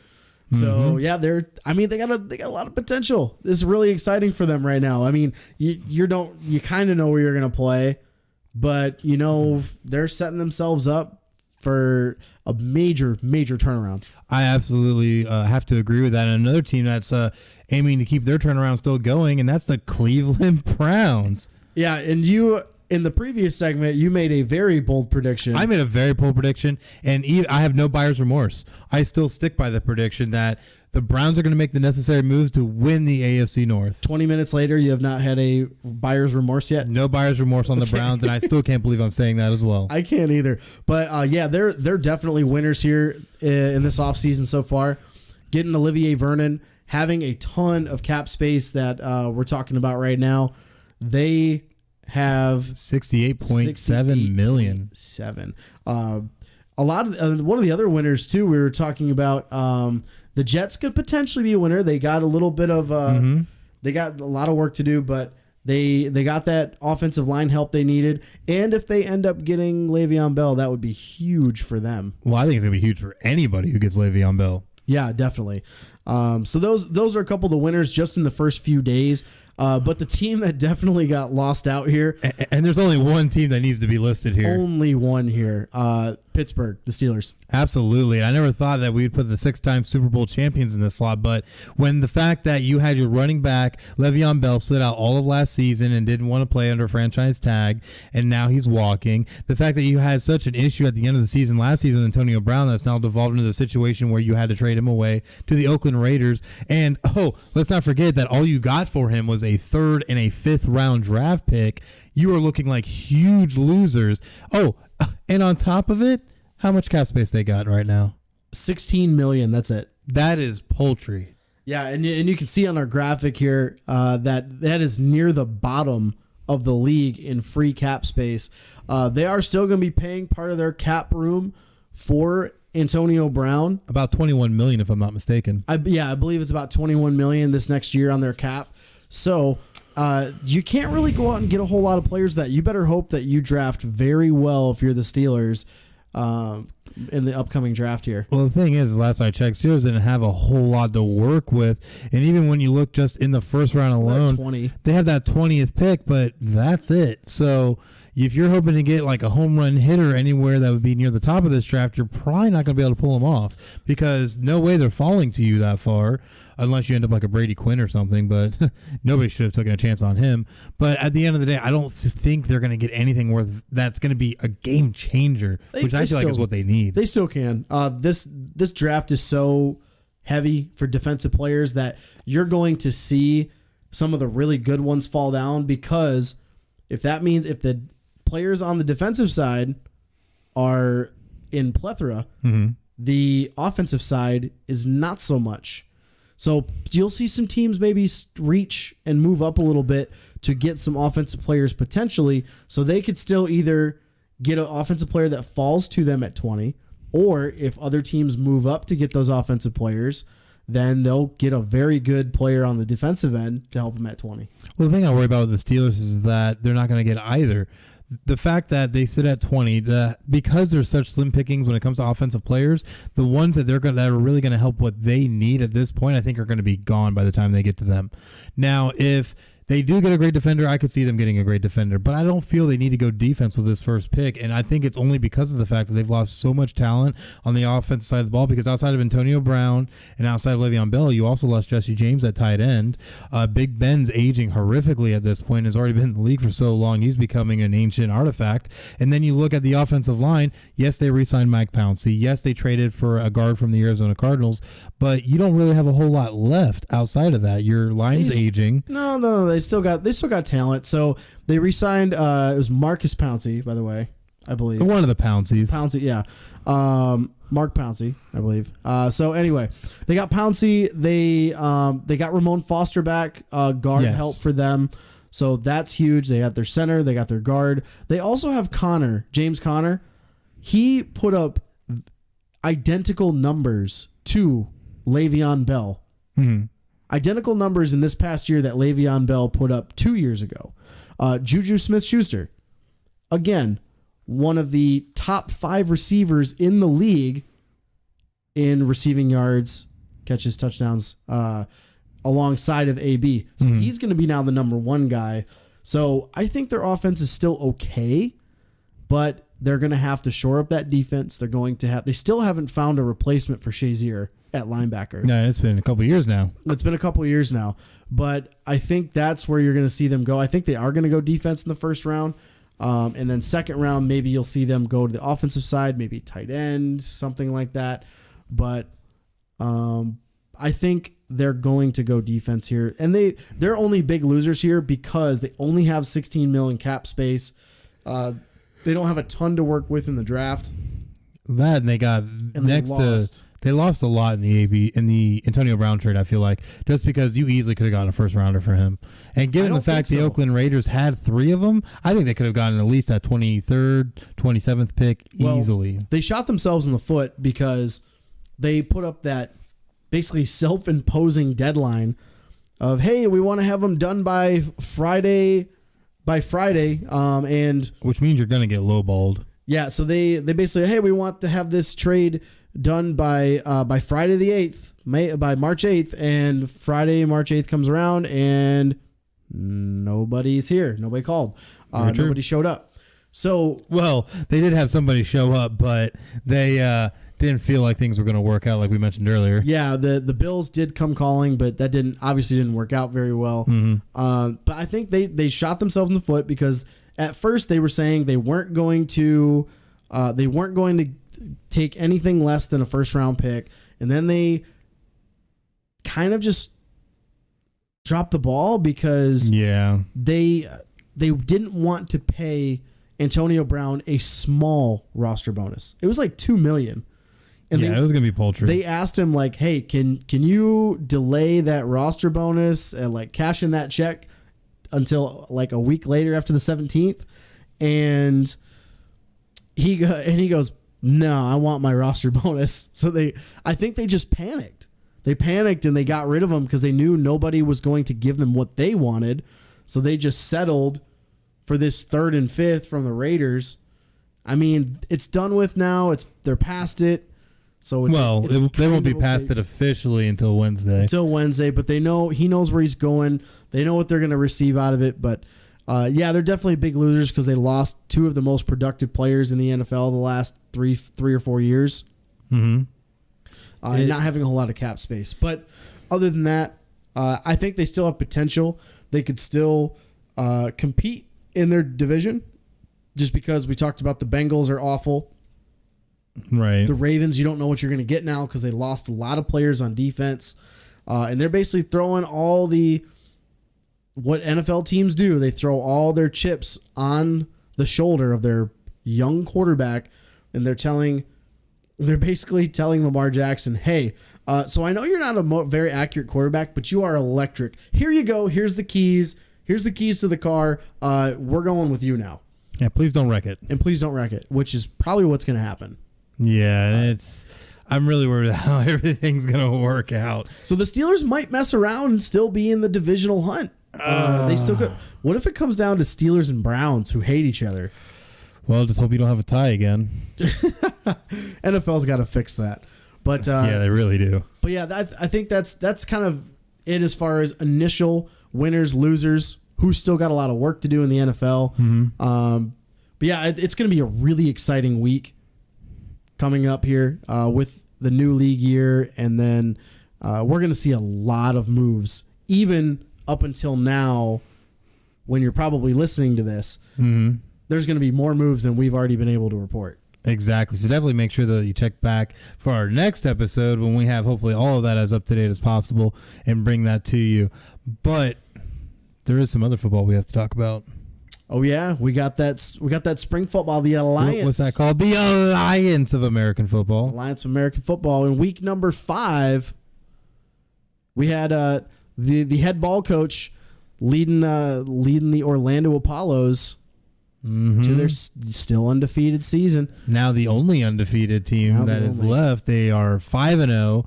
We're able to come out against the Birmingham Iron and take that game 31-14, which kind of was a back and forth affair until the Iron just started flat turning over the ball. Well, they got out to a really early lead. The Apollos did, and they were up quite a bit before the Iron finally scored in the second quarter. So, I mean, they just had their number from start to finish. Oh yeah. Davion Smith as one of the next 100-yard rusher. 119 yards on the ground. Yep. Next 100-yard rusher in the AAF, he had 119. He averaged 8.5 a carry. And that's sick. And I said this last week. I will again state it. Davion Smith needs to be on an NFL roster. Oh, just give it a matter of time. I'm sure he will be. But another one that always performed above and beyond was Charles Johnson. And sure, he only had 6 receptions for 83 yards, but he still had a big touchdown. And that's the biggest thing is that Garrett Gilbert has been able to find Charles Johnson, it seems like, every single game. A meager 6 catches at 83 yards. That's usually an average game for decent receivers, and that's a poor game for him when he's been averaging as much as he has. Absolutely, he's had over 100 yards in almost every game this season. But yeah, I give all the credit to not only him to get open, but Garrett Gilbert and that offense that they're running. Gilbert still looking like the league MVP. I have to agree. He went 23 of 35 for 286 yards, 2 touchdowns, no picks, thrown for a little over 65% of his passes. It's the guy is fire, and he's making all these other quarterbacks look bad. Yeah, he really is. He's the only quarterback that's been putting up gaudy numbers, as I feel like they're probably going to want to be an offensive league, just like because they want to showcase, they want to get fans to tune in to watch, and they especially got the eyes of the NFL on you, so you want to perform well. Definitely, he's the only one that is really putting up great numbers at quarterback. Absolutely, because the other ones are either kind of hit or miss or just kind of, game managed more than anything. And they're not able to put up these numbers that Garrett Gilbert has been able to put up. And you can see it even if you look through these other teams like the Atlanta Legends, who actually had to go through a quarterback change. Or if you look at some of these other teams, like some are starting to come on a little bit, like Josh Woodrum. But the thing is that you don't see a lot of these teams with epic passing. Only recently have any of them been able to get going in any kind of capacity, and I wonder if that's maybe teams and players just trying to get used to their playbooks and trying to settle in. But it seems like the Apollos just hit the ground running and haven't looked back. Yeah, they've a lot of the quarterbacks have been struggling for the first few weeks of the season, but looking at all the stats from the last games, basically almost every quarterback except for Mettenberger and Wolford were at or above 300 yards roughly. Right. So it was a great game or great week for passing in the Alliance, which is awesome. You want to see that out of this league. You want to see them start performing well. But Birmingham switched quarterbacks. They started with Louis Perez. They went to Keith Price. Price played pretty well numbers wise. He completed 62%, but that run game, man, not what they were basing their team on the first couple weeks. Oh, definitely not. Trent Richardson back to looking like Trent Richardson that we've come to know from him. Well, when you have 8 rushes for 21 yards and a 2.6 average, what do you expect? Under 3 yards a carry again for Trent Richardson. Yikes if you are Birmingham. And it's bad when the quarterback is rushing for almost as many yards as you are. Yeah, pretty much. But I think the big stat here is the Orlando Apollos did not allow a single sack in the game. That's awesome. And on defense, they had 5. They had 5 and on top of all the turnovers. Yeah, they got a turnover. They got 1 interception. They had 5 sacks, but yeah, that was a big one. They had that Elliott Fry looking good, kicking the ball again. Ben Turk punting the ball. Good old Ben Turk, Notre Dame alum. Always love to shout out those Notre Dame alum. I love it. So let's see. Otherwise, in the defense, you had one assisted tackle. I mean, there wasn't a whole lot. Just Birmingham just got outplayed. They've been. Could we dare say they got out coached? I don't even think they're out coached. Like everybody that plays Orlando is out coached in this league. I think they are, because when you have the good old ball coach roaming your sideline, I don't think you're going to get beat. Yeah. So we were talking about before the show, are they going to be the first undefeated team in this league? I say no. I say they will lose 1 game in the regular season, but they will win the championship, which I have called since week 1. been talking about that all week. They're by far the best team in this league. They might lose one game, I think. I don't know. I feel like with how their level of play is, with the talent that they have on both sides of the ball, because offense and defense has been able to make plays to help win them games, I just don't see Orlando losing, especially they got next week, later this week, however you want to look at it. They have to play the Arizona Hotshots. That should be a different kind of feeling now than we looked at, say, 2-3 weeks ago when the Hotshots looked like one of the hottest teams in the league, and now they have severely cooled off. So I feel like that's now a winnable home game for Orlando. And then Orlando has to travel to Atlanta, which they shellacked week 1. Atlanta has been coming on, but again, Orlando was able to put up a lot of points on Atlanta, and I don't think Atlanta can handle what Orlando brings to the table. And then Orlando again will be on the road at Memphis. I think that'll be another win. And then they end the season with 2 home games against the San Diego Fleet and the rematch of this game with the Birmingham Iron. And looking at it, I feel like the only team that really could have a shot would be San Diego and possibly Birmingham, just because they did lose this game and did kind of made look a fool a little bit, especially with the quote-unquote rushing attack of the Iron. But I feel that Orlando could easily run this table, easily run all the way home.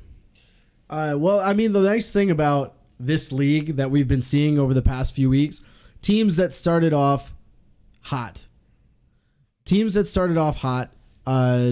Hot Shots, they've been struggling the last few weeks, so they're not quite up to where they've been expected. They're sitting at 2-3, but Atlanta started 0-3, and they've got rattled off 2 straight wins. Mm-hmm. San Antonio started off; they look great in week 1, been struggling a little bit on and off, but these teams are finally starting to catch their stride. And I think one of these teams, just like we're talking about the Atlanta game, this Atlanta-Memphis game, or the previous week when they got their first win, mm-hmm. we were looking at it going, okay, Atlanta's not going to win this game. They might win against Memphis, but they turned around and they won that game. Mm-hmm. Had to come back. They had a game-winning field goal, and then they had their second game-winning field goal in as many games at home against Memphis. Aaron Murray. Talked about Aaron Murray. It's funny how you mentioned that if they just start Aaron Murray, they might win some games. It's funny. It's almost like we've heard that prediction before on this show. I think so. That if Aaron Murray played, they'd have a better chance of winning. And look what happened. He went for over 300 yards, had a touchdown. Well, you know what it really over is? 60%. What's up? You know what it really is? It's because there's a former Notre Dame running back running behind him. Did you talk about Folston? Yeah. Yeah, he had a good game. He had 7.5 yards a carry, 83 on the ground. He had a touchdown. But they just looked better all around. They really did. On offense. And they've come such a long way these past few weeks to be able to turn into a winning football team. Well, look at their pass game, just a total. They averaged over 11 yards receiving per pass reception. So and that's the entire receiving core average. And yeah. You know what's great as I was looking down that list is that they've been able to spread the ball around more, and that's something I think that really helps them. Is that they had 6 receptions by the running back Terrion Folston. They had 5 to Shantavius Jones. They had another 4 to Keith Talbridge, the tight end. So they're getting the ball around to their playmakers, and I think maybe that's the big difference now.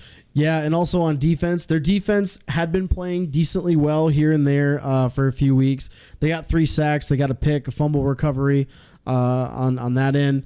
But Younghoe Koo, that's a name. The ex-Chargers kicker who was cut a couple years ago. Actually, I think it was last season. I think it was last season he got cut because of missing field goals. Right. 2 game winners in back-to-back games. Have a game, young man. Have a game. Yes. So Atlanta, they pull out the win against Memphis, which was a great game. Mm-hmm. Basically, it was close the entire way. Atlanta did have to play from behind. They scored all the points in the fourth quarter, and they really wanted that game. They've been playing a lot better with that new quarterback, and we'll see what they do this upcoming week. They're playing San Antonio. So at home, San Antonio, they're just coming off a win against Arizona. They are. It was very close. They were up big in this game, They were up. Oh, they were up 26-0 at halftime, if I'm not mistaken. Yeah, 26-0 at halftime, and they had to hold off the Hot Shots, who had 17 points in the fourth quarter. Yeah, San Antonio was only able to muster a field goal the entire second half, which ended up happening in the fourth quarter. It ended up being the game decider. Yeah, so that was a big win for San Antonio, trying to keep pace in that Western Conference, staying at the top there. But they had Logan Woodside had 290 yards, 2 touchdowns, 1 interception, 21 to 27. Good number. Almost 80% passing was good. No rush game for San Antonio to speak of there. But, I mean, their defense, again, played really well. 3 sacks, 3 picks, 3 fumbles recovered. That's 6 turnovers. Yeah, they had a lot. They had a lot of good defensive plays, which is what they've kind of been known for for the last few weeks here. Arizona, they did have that big cover by John Walford, just about 250, but he threw those 3 picks. Rush game was evenly spread around by 4 different players, excuse me, but no player topping more than 33 yards on the ground. So we'll see what happens with the Hot Shots coming up. They are coming here to Orlando this next week. That game will be on NFL Network in primetime at 8 o'clock on Saturday the 16th. That's going to be a good one, and I can't wait to see it. But when you look at these teams and this league as a whole, it's been a lot of entertaining football, I feel like, through these first 5 weeks. And I feel like we've seen it all already. You've seen teams that have utterly destroyed other teams. You've seen teams come back to win nail biters. You've seen teams and come back in a multitude of ways, whether it be defensively, offensively. It just doesn't matter. They've been able to showcase it all. Great passing, now great running, great defense. It's been just really entertaining all the way around. Yeah, it's been a really entertaining season so far. A little bit of ups and downs, but the one constant is Orlando been showing up every single week and putting on a show. It's been great to watch from that standpoint. And you know, there's a little bit of news that we were talking about earlier this week. The article about Bill Polian's interview. I honestly forgot all about that till just now. About? So this article was Bill Polian talking about his connection with the NFL, because obviously we knew that was going to be the case at some point, bringing those people in to kind of grow this league. But there was a discussion that they may want to have the NFL loan quarterbacks and other players to the alliance and kind of have a little bit of a partnership. So he said talk is ramping up. This was last Wednesday. They're talking to USA Today. And he said the discussions will continue, but whether they bear fruit remains to be seen. Talking about a lot of procedural hurdles and things like that, because there is no official minor league affiliate to the NFL. Right. We were also talking about if that possibility could come to fruition at some point. Well, yeah, it was something we had talked about in great detail, that this could end for like maybe 2 years. 2 or 3 years. We thought it would be at least 2 to 3 years, 5 if you want to go really far out. But there was no way that I felt at this point, where you're halfway through your first season, that talks like this would even become a thing. Yeah, I was surprised it was so soon, and I know we both were, but we figured that after maybe 2 years, 3 years, like you said, that would be a possibility for them to be a minor league, a minor league program for the NFL. Maybe take guys that were on practice squads or guys that aren't getting a lot of reps. Kind of like how the NBA D League started. They had basically a couple of teams across the country. Other teams like pooled players and funneled them into that program, and then they kind of all got to pick from that pool of players. Well, the big thing that I see with this is that the NFL hasn't had anything close to this since having NFL Europe, which we all know was not under their own umbrella. That is, yeah, under their own umbrella. That is. So the big thing I look at is that NFL Europe was a complete failure, and I think it was just because of geography more so than anything. So you look at the fact that you now have a league like the Alliance that is U.S. based, that is able to draw players to their franchises based upon geography, where they played their college or pro ball, and be able to give these second chances to these players, which when you look at it, it'll end up being a system where you have guys that drop out of the NFL, go on sign. Now where you're at, you're in the AAF, playing to get back in instead of just sitting out for a year trying to train and show that you still got it. So I think the return rate of players back into the NFL is going to eventually be a great number, just because of the fact that you're going to have a legitimate way to showcase their talents against like talent that is also going after the same goal. Yeah, and we're also talking about this article in particular and how it will affect the league moving forward. So they've already got the influx of cash. All they have to do is keep afloat for a little bit. But here, and this was my bold prediction for the AAF, and we already know that the championship game for the Alliance is going to be the last weekend of April, the same weekend as the draft. It's going to be on that Saturday, as that would be day 3 of the draft. I believe it would be rounds 3 and 4. I think rounds 3 and 4 happen Saturday.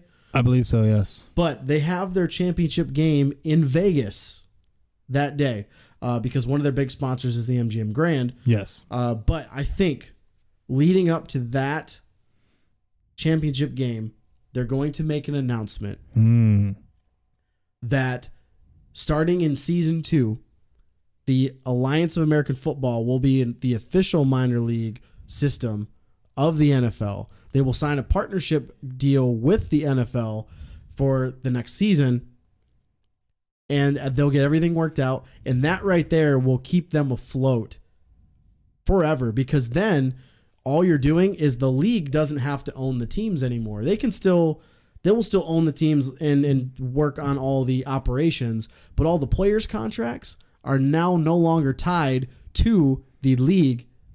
Some of them will be. But the players that are signed by NFL teams, that will come under the NFL's team cap, how it works in the NBA and how it works in MLB. Right. So the minor league teams in Major League Baseball, the minor league teams that work under their systems, all they have to worry about is operations and making sure their facilities are nice and all that kind of stuff. The players' contracts, that's handled by the parent team. I think that's going to happen at the week leading up to that championship game in Vegas. Year 2, you start seeing an official minor league connection to the NFL. Man, are we calling this a bold prediction?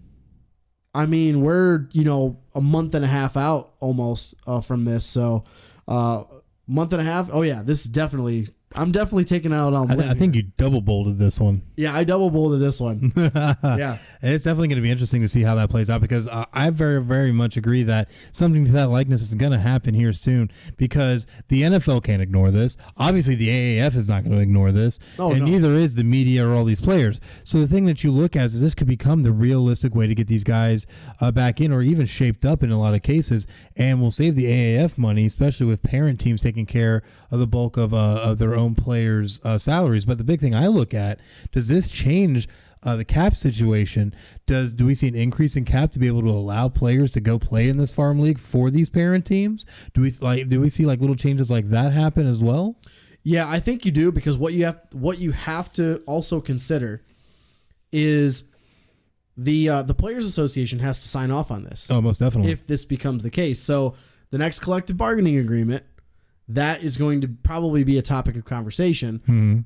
So if once they get the green light, this is done. You can lock that up. And I think the NFL Players Association is going to jump all over it and want this, just because now you're going to have more players to have access to. Provides more security for players. Yes. And that's the biggest thing, is that there's not a lot of security, because a big hot topic recently has been the fact that when you look at Major League Baseball, when you look at the NBA, all these players have fully guaranteed contracts and are playing a much less violent sport. So when you look at football players who are getting fractions of their money guaranteed, this ends up becoming a much safer bet, to where even if you ended up in the AAF, you still are able to play professional football. Yeah, it'll be interesting to see how they break down the contracts if this is the case, because the AAF, the only reason their contracts are so low is because of the capital they're working with. Right. If the NFL and a few of the teams pool their resources together, and put players that are on their practice squad or whatever into these AAF teams, I think the base salary goes up. But it'll be interesting to see if not all the players on that team are contracted by, say, an NFL team. Right. Is the AAF paying them, and are they paying them at the current rate, which is 3 years, $250,000, which is only $80K a year, roughly? Or do they get different contract structure? Because the minimum contract in the NFL is still almost $1 million a year, even for rookie deals. Right. It's like, I think it's like $600,000 or $700K, something like that. I believe the last one I remember actually being signed for anybody notable, I think, was Tim Tebow. And when he signed with the Eagles in that one offseason before he finally made his way out of football entirely, was a $667,000 deal. Yeah, that's what it is. That's the number, because I remember it's a very 2/3 of $1 million. Yeah, yeah. It's very specific. So that number, is that the number that you make the minimum signing, or do you draw that back a little bit because it's technically not the NFL? That's the stuff that they're trying to iron out. I guarantee you that's what they're trying to iron out. And I think they'll be able to find a nice middle ground no matter what. I think it will increase over what they currently have, obviously. I think it might move to a like $100,000 a year type of deal where you might do like 3 years, $300K and make it easy in that sense. Maybe. Or maybe not. Maybe try to keep it at what it is now and understand the fact that these are players trying to make it back into the NFL, so they need to prove themselves. So there's a lot of give or take on this one, but hopefully we'll get a lot of our answers answered sometime soon. Yeah, I would not be surprised if there is an announcement at the week leading up to their championship game in Vegas at the end of April. But I'm really excited for this league just because of the fact that they can latch on the NFL. I think especially with their new head of the board. Oh yes, he wants this badly because he wants to jump into a new sport and wants to take care and kind of expand his portfolio there. But yeah, I think you'll see something coming in the next month or so. If it doesn't happen by that end of the season for the AAF, maybe right around Super Bowl time again next year, then you might see some more news about potentially. Honestly, I feel like if it doesn't happen before the Alliance's championship game, I could see it happening before we even get into the season for the NFL come this fall. And the reason I say that is because there is a lot going on with the NFL right now. They're trying to figure out some rules and some changes and stuff of that nature. But they'll still have to contend with the draft right now. They're going to be, which is a now on the road type of thing. And they're going to be also looking at a few changes going forward. So they're trying to deal with all that, especially with a lot of the fallout from the NFC Championship game and the controversy and scandals and everything we saw that. So they have a lot to deal with right now. So if they weren't to announce it now, I definitely could see it going into this upcoming season. And if I'm not mistaken, I think you have a little piece of news that you're pulling up right now. Yeah, so we were talking about the collective bargaining agreement, and they have to, basically the Players Association has to sign off on it. So I looked up the CBA expires at the end of the 2020 year. So not the end of this coming year, but the end year of after. the next one. Right. So I think that's part of the reason why you're seeing not a lot of movement from the AAF side as far as this is a very initial talks about potentially having them as a feeder system. But I think that is really where you'll see, I think that's really where you're going to see this really get ironed out is during the next CBA discussion. Well, realistically, those CBA discussions are probably going to start going into this year. Going into the season. So I think this is something that's going to be broached when it comes to the alliance and being a farm system for the NFL. I think this is something that's definitely going to come up during the CBA agreement. So, or CBA talks, I should say. So going into the season, we could see an announcement, maybe even into the season a little, as the CBA talks start to take more form. Yeah, it's really interesting because I was just thinking about this. You know who would really benefit from a potential lockout in 2021? Who's the that? NFL. Not only the AAF, the XFL. Who is making their debut in 2020? They're expecting 2020. Well, they're expecting 2020. I still think that might get pushed back because Very well they could. still haven't even announced all their teams yet. nor who is going to be heading up those teams. I think the only big announcements they had was the fact that they have Dallas and Tampa Bay. You have Dallas and Tampa Bay. You have Stoops coming out of retirement to come coach for the Dallas team. Big game Bob. Chokes in big games. It chokes in big games, while he's only able to pull off one championship. So the thing you look at, I think Bob Stoops is a great addition, but it's just a name right now. Right. What does that really serve to the greater whole? And there's been nothing really announced about that. Yeah, so I think they could potentially benefit very much from a potential lockout, but they haven't even announced when the XFL is going to do their season yet. That all I've seen Vince McMahon doing is going on to WWE pay-per-views and making matches that don't really happen. So, at the end of the day, obviously Vince is still enveloped with the wrestling side of what he does. So I feel that maybe that's taking away from the XFL a little bit. I think all he wanted to do is he wanted to announce that he wants to get back into. He's always wanted to have a football team or a football league. He's always wanted to. Well, for sure. Even before the last one. But even with the XFL, the last time they debuted, it only lasted one season. And obviously Vince McMahon is trying to take a more realistic approach to try and make a more long-lasting product than one season. But the thing I look at is that I still feel there's too many distractions going on, that things might not be as properly executed as what's been able to be achieved with the AAF. Yeah, well, that's why the XFL is going to fail again. I don't even know if it'll get off the ground, to be honest with you. You think that it doesn't even debut? I don't even know if it debuts. Just because of the fact that, okay, who are you going to compete with? If by the time you launch in 2020, if the AAF is still going strong or they have a partnership with the NFL, you might as well just pack it up and stop. Yeah, because at that point, the AAF is taking up all the extra talent that's not in the NFL. Yes. You're taking up all the talent that's in the NFL, that's not in the NFL already. Plus, who are you going to compete with for TV ratings? The AAF in the spring or the NFL in the fall? Yeah, you're kind of screwed either way you look at it. Good luck. You're not going to compete with either of them. And I know the ratings for AAF aren't great, but think about it. If they do sign on with the NFL as a minor league team, well, by the time 2020 season comes around next year, I mean, that could change. Well, if all else fails, then McMahon could just take all of the XFL and just put it on the WWE network. That wouldn't be a bad idea. It's actually not. That's the same crowd he's going after. So, Vince, anyway. if you take this idea, I'm going to tell you right now, you better be paying me something. I mean, that's basically the crowd he's going after anyway. It really is, because he's trying to get that hardcore kind of crowd. And that's what he ended up with the XFL originally. So, not far-fetched. And not terribly far-fetched, but I don't even see then, this thing. I really don't see this thing getting off the ground. Exactly. And even if you were to do that, I still think it's going to be a failure, because the AAF is going to suck up all the talent that would be available for the XFL. Even higher than that. Don't even worry about the talent on the field. Who is he going to have running his league? Him? I mean... Him? Probably. Okay, I mean, if he's trying to be smarter about it, yes, he definitely should have someone worth. But the thing is, he hasn't announced anybody. And who's it going to be? Nobody knows. And I think that's maybe the biggest problem right now. Yeah, and that's a big reason why the Alliance is setting itself up the way it has. Look at how many people that have been involved with the NFL in major ways, in some way, shape, at some point in their career. Mm-hmm.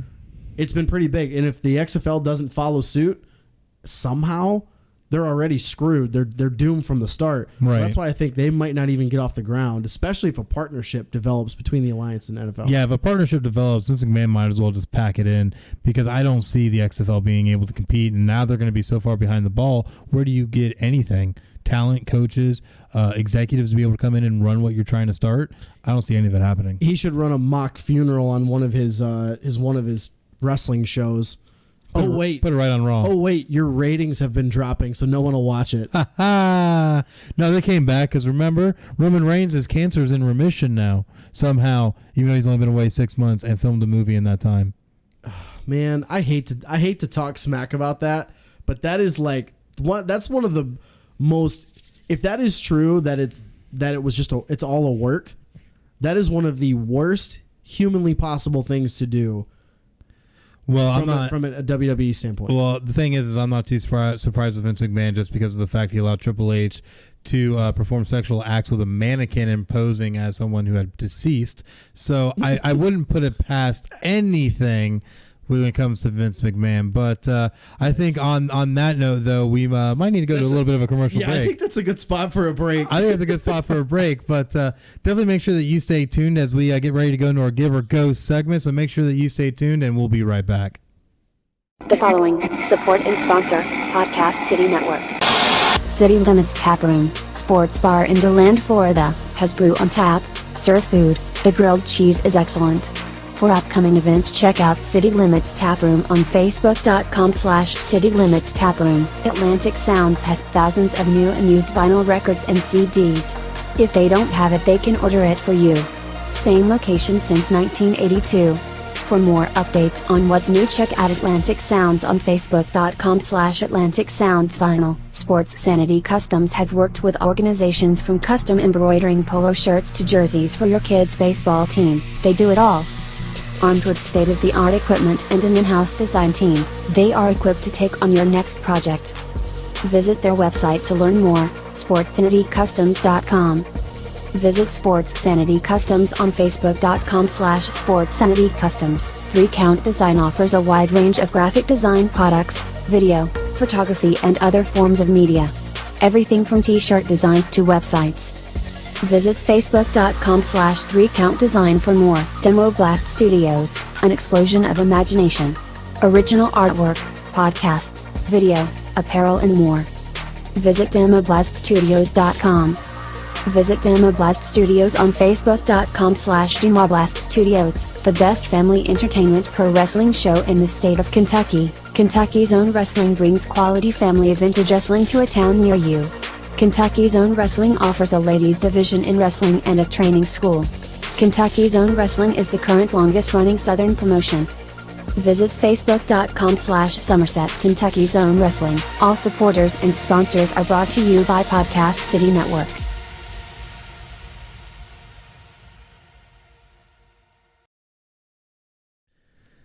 And we are back here for another little bit of a final score here. I'm Chris. This is Craig. And here's Johnny. Every time I hear that. Is that what you hear? That's what I hear in my head. Maybe I'll have to get some kind of licensing from Jack Nicholson. But anyways, we are back. Make sure that you definitely follow us on all of our social media outlets, on Facebook at /PCN Final Score and on Twitter at PCN Final Score to check out Podcast City Network's first sportscast Final Score. And you can also just mosey on over to podcastcity.net /Final Score and check out all of our latest episodes. But it's time for a little Give or Go. Yeah, Give or Go. It's going to be a really short segment this week just because of how much we covered with the NFL. A couple things we did want to bring up, though. So we'll just jump right into it. We got a couple topics here. The first one's going to be Steve Kerr. Is he fed up with Draymond Green? He was seen on video mouthing the words, "I'm so effing tired of Draymond's S word." Give or go? I'm going to give on this just because this is hilarious. So there's already been enough issues kind of going on when it comes to things around the league. And now it's funny that we look to the Golden State Warriors, who just dropped a game most recently to the worst team in all of the NBA, the Phoenix Suns. Phoenix seems to be on a little bit of roll with that lately. But the thing I look at is that now there's little bits of dissension. It seems like little seeds just showing up now in the locker room of the Golden State Warriors. There's always been little bit of seeds here and there just because Draymond Green is a very specific type of player. He's very emotional. He is the locker room leader in that team, but him and Durant don't really get along. Well, no, they don't. And all I can think of is the time Draymond Green I think got arrested when he decided to go back to his alma mater. When he decided to go out, I'm going to have a good time, and ends up almost getting arrested just because he couldn't keep his emotions in check. And these are the kind of things I worry about with Draymond Green is that, yeah, he might be a quote-unquote locker room leader, but how can you really be a locker room leader if you're going off acting like a child every 10 minutes? That's just his personality. I think he's going to end up, I believe he's a free agent either this year or next year, one of the two. But anyway, he's basically going to force Durant to leave. Durant's going to go somewhere else. Draymond, that team is going to start falling apart from within very soon.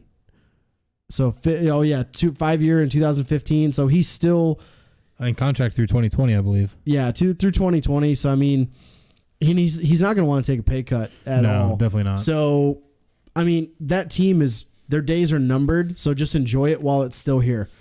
Because then your little dynasty will end. Yeah, I mean they've only got so many years left. I think after this year you'll start seeing other teams catch up because I think Durant leaves. Yes. Klay Thompson could potentially leave because he's going to be a free agent, and he could definitely make the money. He can make the money. I mean, the Warriors could technically pay him the max if they let Durant walk, which I would imagine they would. Well, then it ends if up he goes somewhere else and Durant leaves, that team is in big trouble. Well, it ends up just being Steph Curry at that point. Like, really, what else do you have around him at that point? Because, the thing that I've seen a lot recently in the NBA is all these big name players trying to make their little big three and make these mega teams and try and win titles. And I understand, you want to win championships. I get it. But at the end of the day, if Draymond Green can't keep his emotions in check and leaves, Kevin Durant ends up leaving for XYZ reason. You have Klay Thompson going getting paid. What's left around Steph Curry? Steph Curry and Draymond.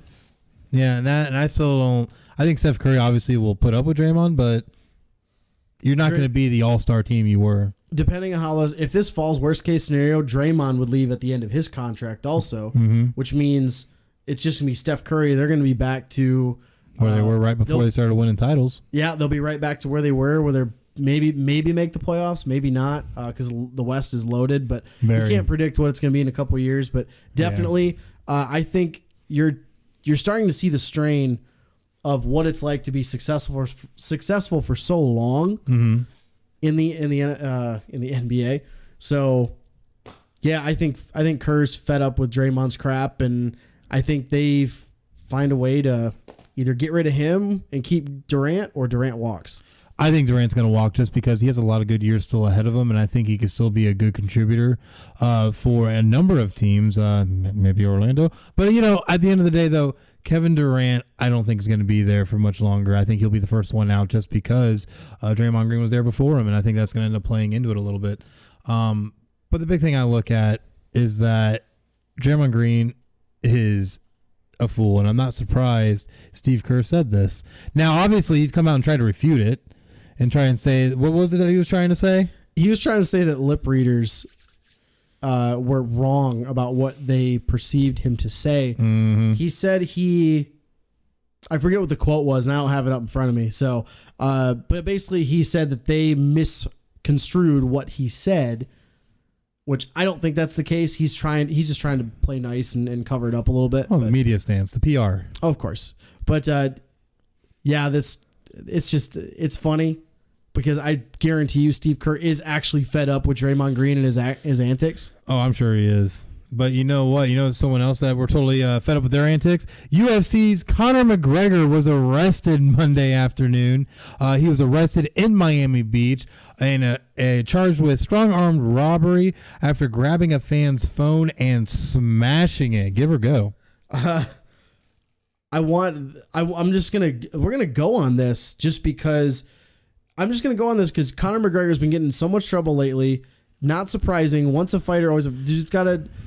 I don't think he can handle the stress and the pressure of being famous. I don't think he can either, to the point where there's a fan just trying to take a picture of you and you take their phone and smash it. Yeah, Are you that insecure? Gets arrested again. I wouldn't be surprised if Dana White comes out and either suspends him or some. Oh, he needs to fire him at this point. I feel like he won't. He's too much of a moneymaker. Yeah, but the thing I look at is that you had the whole situation where Conor McGregor was throwing chairs and all kinds of crap at a bus, trying to injure other people, and did injure other people while acting literally like a child, and that brought such a black eye to the UFC that I don't think Dana White really would want to keep putting up with stuff. And Conor McGregor is not what he used to be. He ended up losing the title and turned around and ended up losing the boxing match to Floyd Money Mayweather. So that was a money grab. That was a money grab, and he still got paid handsomely in the loss.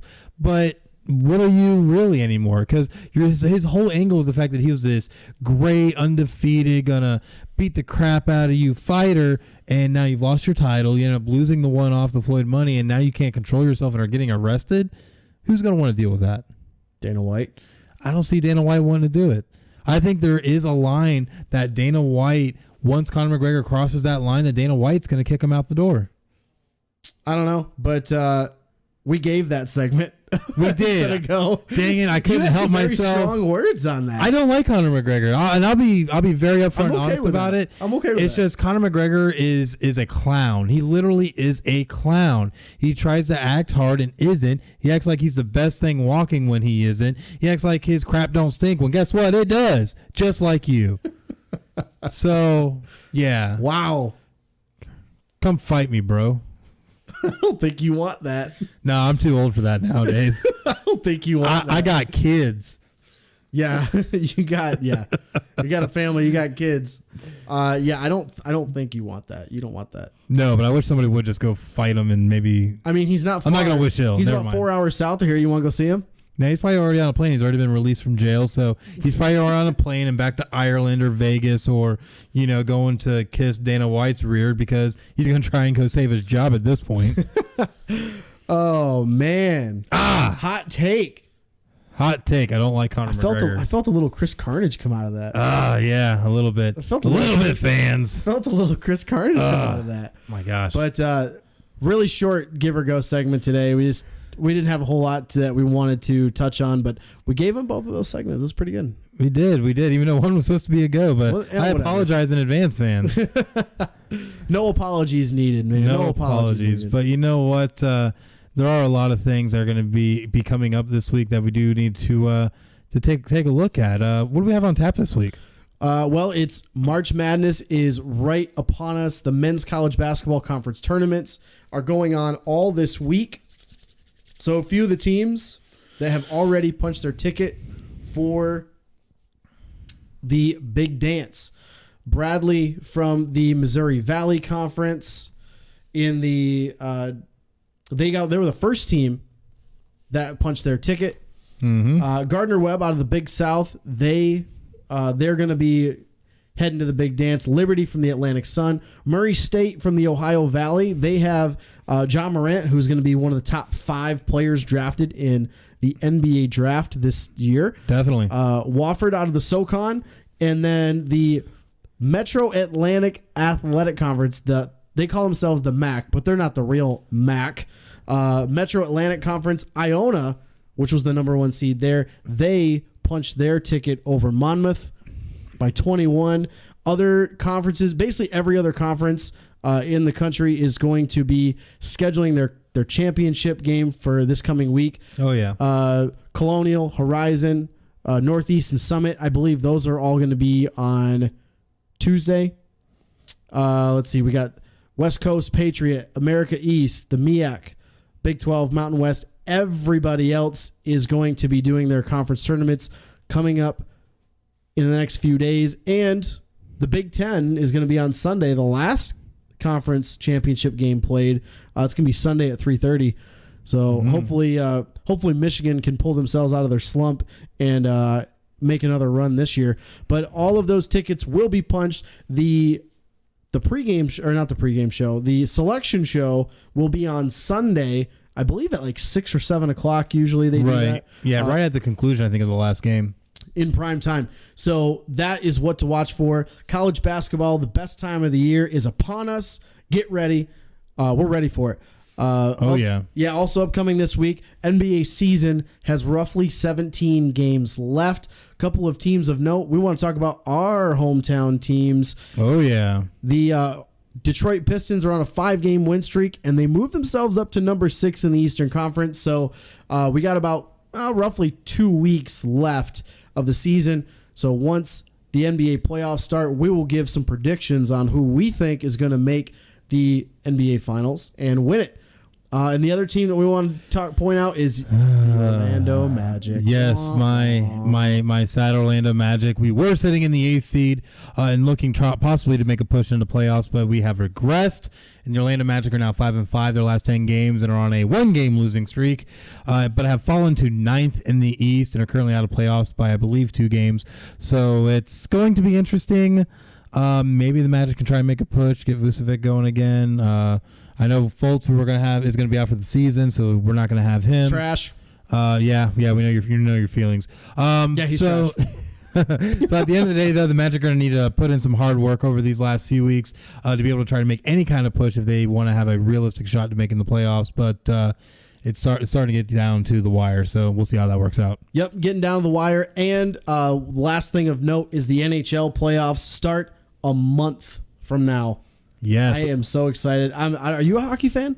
I am a hockey fan. I am a Philadelphia Flyers fan, and I'm very proud of that, even though we have not really done anything in just about 10 years. So when I look at it, though, the Flyers are sitting a few positions out of the playoff hunt. So hopefully the Flyers can make a push. I think they're sitting at 74 points on the season right now.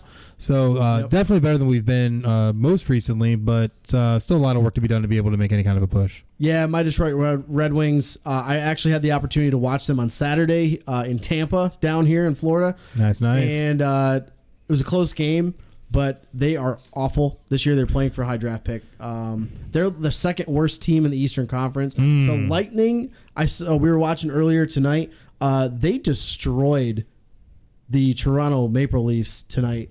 I think it was like 4 or 5-1, 6-1, something like that. It was so crazy. It was pretty crazy. But that is the team to beat, I think, in the NHL. So once that comes around, we're going to talk some more NHL in the coming weeks with the NHL playoffs just around the corner. But that's all I'm looking forward to this week from sports. You get anything else that you're looking forward to? I'm definitely going to be watching some AAF action because I definitely want to see what Orlando's going to be able to bring to the table against the Hot Shots. So that's definitely going to be an exciting one for me. And obviously, I'm going to have to watch how this free agency starts to play out now that we're going to hit the new NFL calendar year come Wednesday. So this is it's going to be an exciting week. Yeah, this is going to be a lot of fun. If you're a football fan, this is going to be a lot of fun.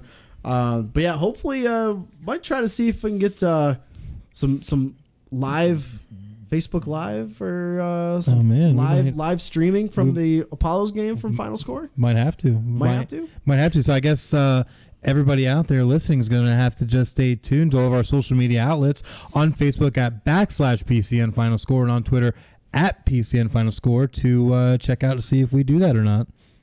Yeah, looking forward to it. I'm gonna see if we can try to make that happen. Most definitely. Yeah, that'll be a lot of fun. But you know what? Sadly, though, we have come to the close of our episode. Yet another episode in the bag. Thank you so much, everyone, for joining us as we talked all the great things that we talked about because we always have something to talk about. You can never shut us up sometimes. This is true. I think this might be one of those times. So I think I'm going to go ahead and we're going to wrap this up. But make sure that you join us next week as we bring you another exciting episode of Podcast City Network's first sportscast, Final Score. I'm Chris. This is Craig. And you have yourselves a great night.